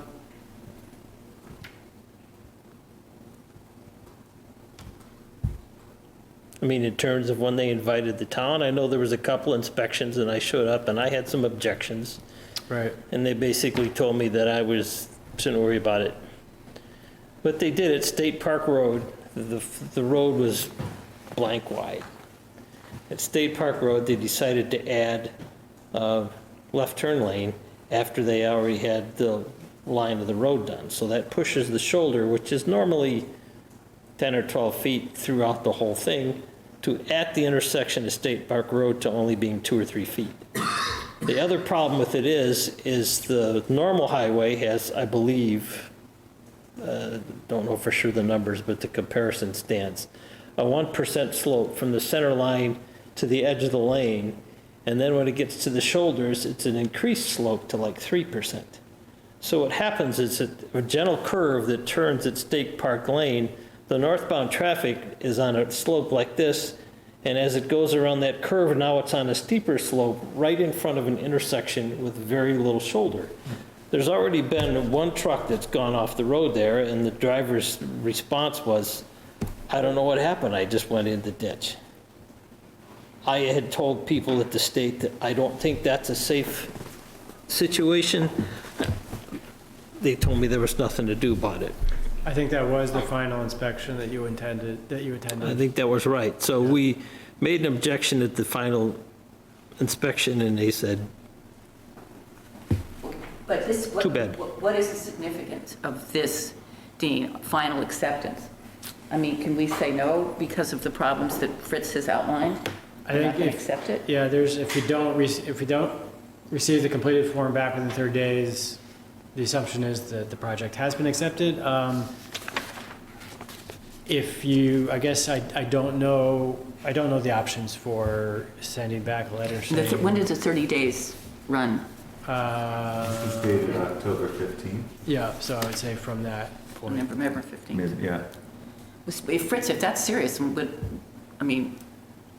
well, the intersection at State Park Road comes downhill. They did, after complaining, change the grade from a steeper one to moving it further back. But when the stop sign, the little white line that you stop at is like 4 or 5 feet from the outside of a gentle curve, which, when you're driving your car, when the road pitches the wrong way, it pushes you off to the side. And by nature, I mean, the description at the time was, well, no, this is just fine. Well, if it was fine and you planned it this way, the slope from the center line would have gone at the 1%, not only for the lane of traffic, but for the left turn lane to accommodate it. It was added afterwards. And I had a couple discussions with his name is what, Ken Upball, and I didn't get anywhere. Well, then why would we accept it, Fritz? Well, I wouldn't. Well, then- I have a problem with that. And like I said, being the guy that's stood out there at night when there was a truck in the ditch, I mean, directing traffic on Highway 7 after dark is not fun. No. I guess like a bill that's on the governor's desk, you can either let it go and not sign it and it becomes law, or you can veto it. So I guess the question is, do you want to actively oppose the finality of the project, or do you want to? I would say that personally, that we had input at the final inspection that was not addressed. We didn't have input at the final inspection and find it acceptable. Okay. I agree with that. You want to draft a letter explaining that we explain that and send that? I can do that. I don't know if I have the,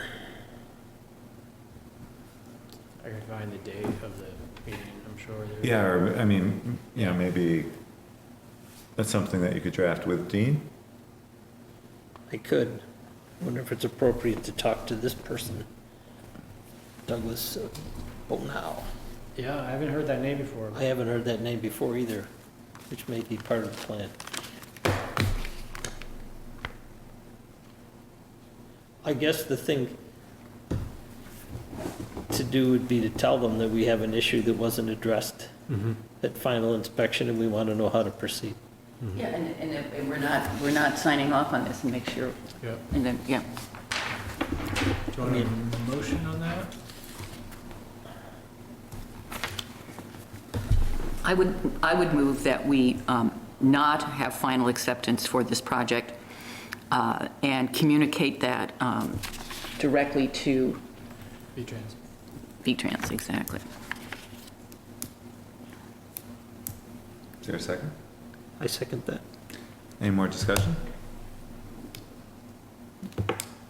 All those in favor indicate by saying aye. Aye. Aye. Opposed?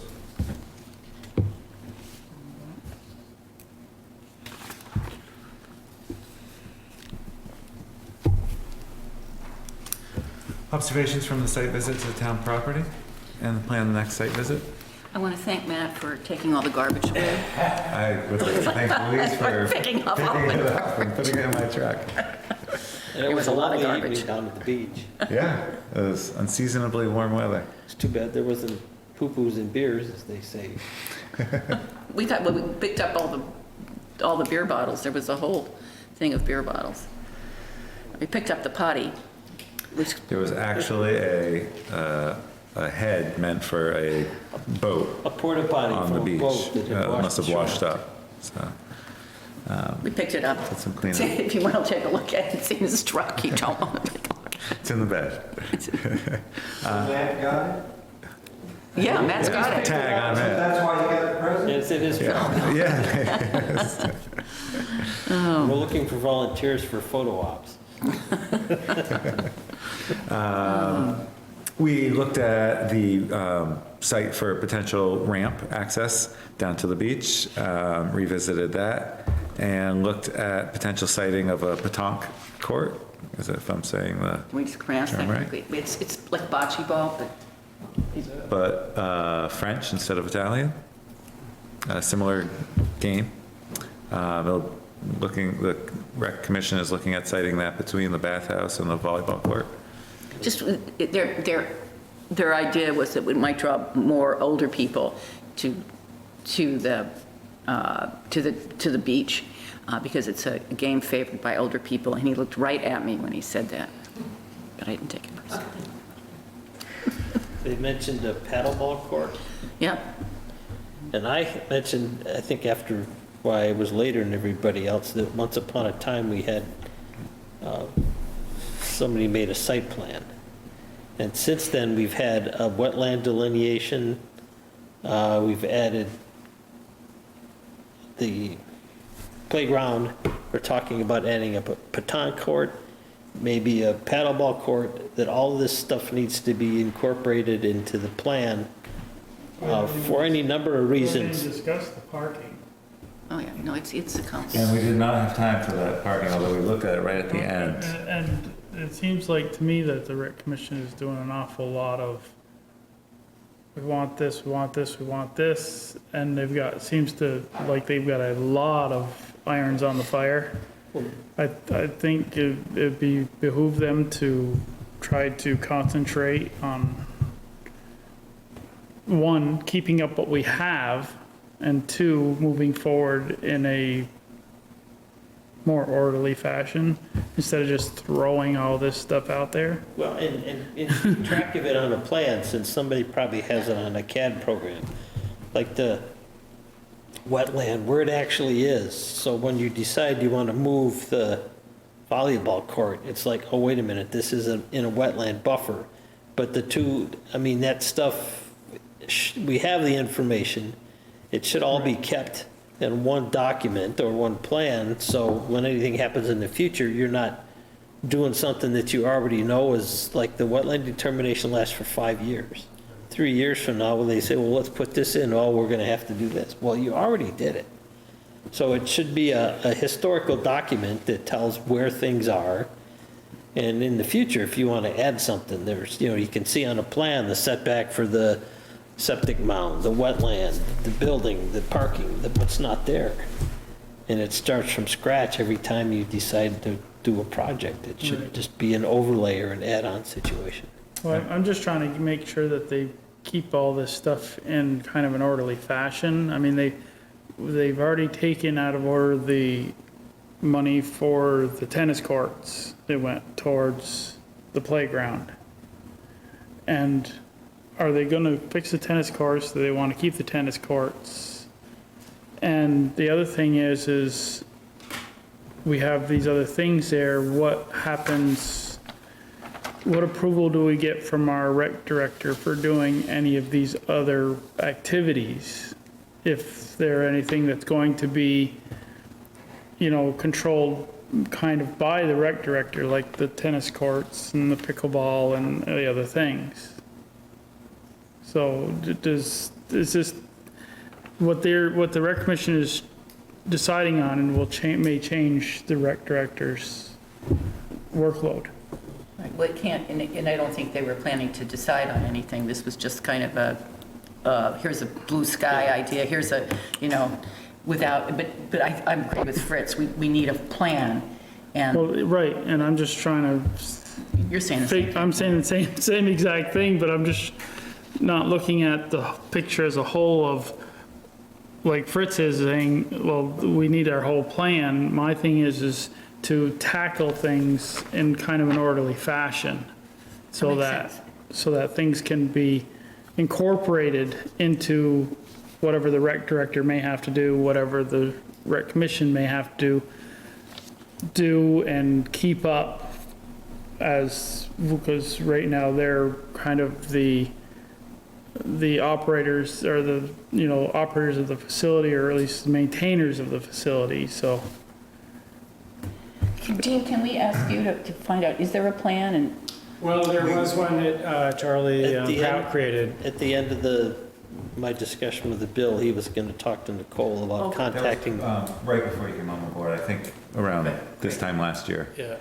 There was actually some money for it to create and I'm assuming That's that beautiful. probably Charlie Prout still got it on the computer, CAD someplace. And just to, whenever the change is done, to designate, some money in their budget to, well, we got to update the plan, so you. I mean, I agree, because we've got these things, plus the ramp that's been added, and the playground's been expanded compared to this plan that was drawn up. So, there are changes that have happened already, and there's several proposed, more they're not even proposed. proposed. They're just kind of like, wouldn't it be great if we could do, kind of, that's what I took away from it. So recreation will be coming November 4th. I was looking at that. We may want to increase their time allotment. Okay. To accommodate the broader discussions. And we'll try and budget 45 minutes for that. Okay. But I agree with Frank, it needs to be much more orderly and We may disciplined. be able to push to a subsequent meeting, the 7:50 and the 8:30 item, if possible. 7:50. 7:30 and 7:50 and 8:30? Yeah. Are those fungible? Yeah, I mean, bicycle and safety, that was just a response to the Ohanians. There's nothing specific about that, so that's. So we could probably postpone that, and the health insurance options? Yeah, I mean, that's, especially if we're going on track. Then really it's looking at which plan we want to endorse this year. We don't require a plan, it's basically, in the past, allow any employees to enroll in any plan they want, and then just use the silver CHP. Compensation. Yep. Yes, that can be moved. So that could get us there. Yep.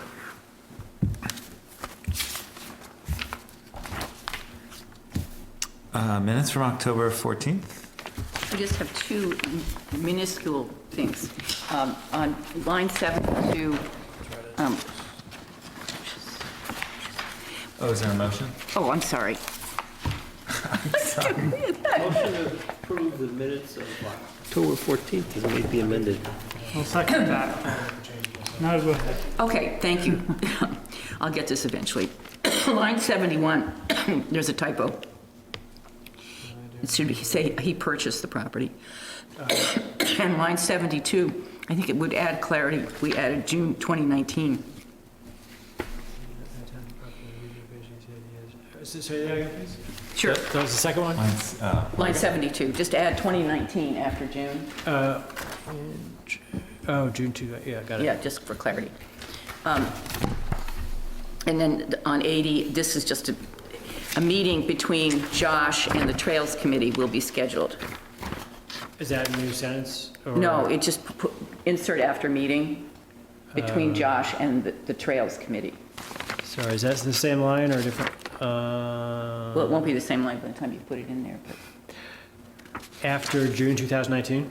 Oh, I'm sorry, I had moved on. Line 80. Oh, line 80, okay. Sorry, Dean, I didn't mean to be so confusing. A meeting between Josh and the Trails Committee will be scheduled. Okay, got it. That's all I had.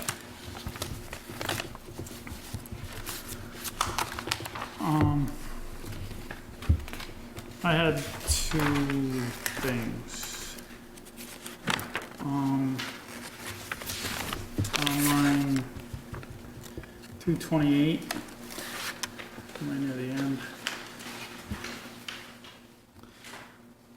Not too, well, it was between 220, 226. It was to authorize the planning commission to select a planning commissioner to participate. Not for the whole planning commission to participate. Yeah. Good catch. Definitely. So the planning commission to select a representative to participate would be better. And on line 224, there was one abstention. Well, I abstained from voting. Oh, you did? Yes. So it's 4 ayes, 1 abstention. And the meeting was adjourned, I believe, at 9:30. Yeah. Oh, good catch. And that's on line 244. And we came out of executive session at that time, too. 9:29. Yeah. And I don't know I'm trying to figure out what the vote was.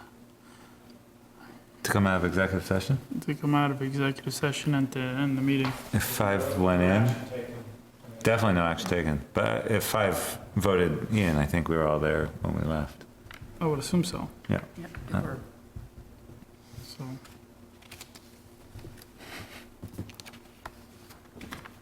And that's it. All those in favor as amended? Indicate by saying aye. Aye. Opposed?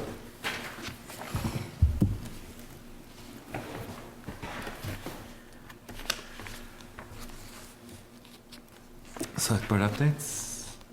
I left something at each of your places, and my suggestion is that we carve out some time for an executive session. At the next meeting? Well, I don't think it's a little late tonight, but I am concerned that, because on November 4th, maybe we could do the executive session first. Is this for a personnel? It's personnel issue. Personnel? Let's see what we have. Does everyone else have a draft agenda? I have it somewhere. Just one? Here it is. 5:30 site visit to Heinsbrook Road, highway access permit. And I guess I wondered after tonight's discussion, there was, I think Bill was wondering about visiting the skating rink, and maybe do that at 5:15, if that. Well, if we're going to carve out time for an executive Okay. session, we might have to The other thing postpone is, that. that's after the end of daylight savings time, Okay. right? So at 5:30, it's going to be dark. I think it's the 5th. Is it, or no, it's the 3rd. You're right, it's the 3rd. Is it? It's 5:30. Yeah. So it'll get dark around 5.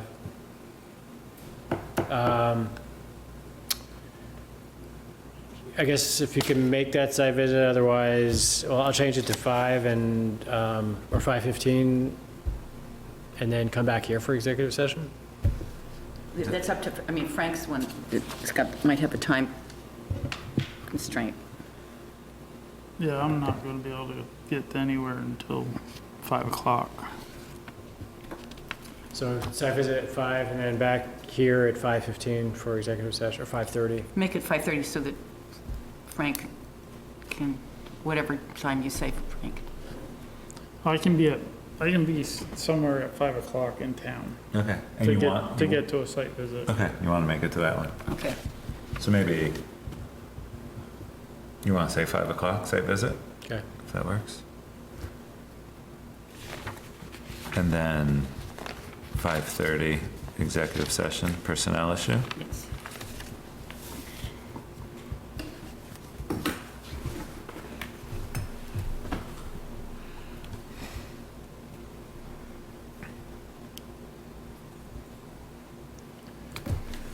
Small item, I'm planning to be out of the office Thursday and Friday. So this week? this one here is the one we talked about Yes. at right. the barn? Yep. Okay.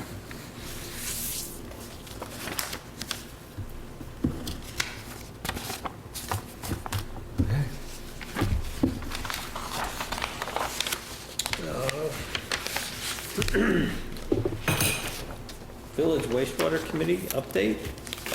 We finally got this back from the attorney. Lots of red.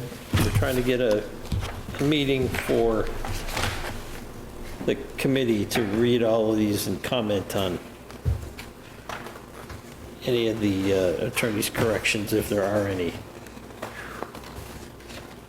So I penciled it in for the select board agenda for November 4th. I don't know what timing wise the committees, or how the committee and the select board want to intersect on this. Maybe you just both review it simultaneously and then get back together. So this is on the 4th? For a half an hour from 8 to 8:30? Is that? Sure, can you Sorry? notify the committee of that? Sure. And proposing the joint review? Because I was going to have them meet, we were going to meet before, but that would have been this Monday, but we moved select board up Monday, so. Got it. And I'll spend some time with this. I can be helpful. Yeah, I think now is the time, we're getting closer to, We need to come to a consensus about whether whether we have a desire for more public input, whether we have a desire to put this on the town meeting agenda, which, as I understand it from talking to Dean, it is not necessary that we do that. But we may not all be we may all have slightly different views on that, so we need to kind of talk through what people's preferences are, because I know there's not unanimity on this. That's fine. We went through, with respect to the town meeting, but the last time we tried to put it on there, we put it on as an advisory, not the ordinance, but put it on. The issue, yeah. Issue as an advisory, because the town, unless the select board changes its, I guess it would be a charter, to say that sewer issues are handled by town vote and not by the select board. Right, well, yeah, I mean, I guess you're right. I didn't mean that we had to go to a vote at town meeting, but we've already had advisory. I'm concerned that has there been sufficient public input on this? And if we think there has, then as I understand it, it's up to the select board. The select board could approve this on its own. Yes. That's, okay. And whether we want to move that along or what we want to do with it.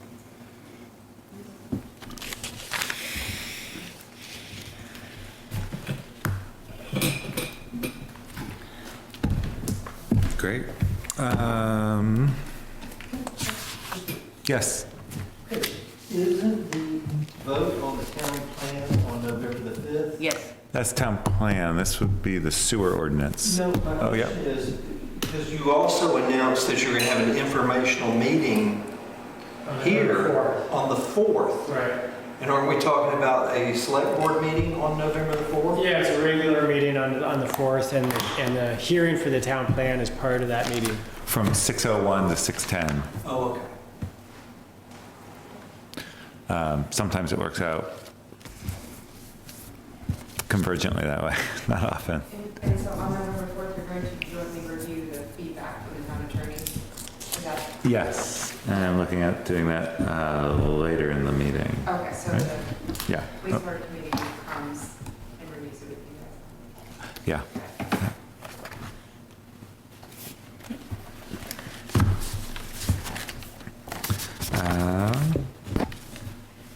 If people have not signed warrants, they are here for signing. Is there a motion? Motion to adjourn? Second? Aye. All those in favor? Aye. Aye. Opposed? Okay.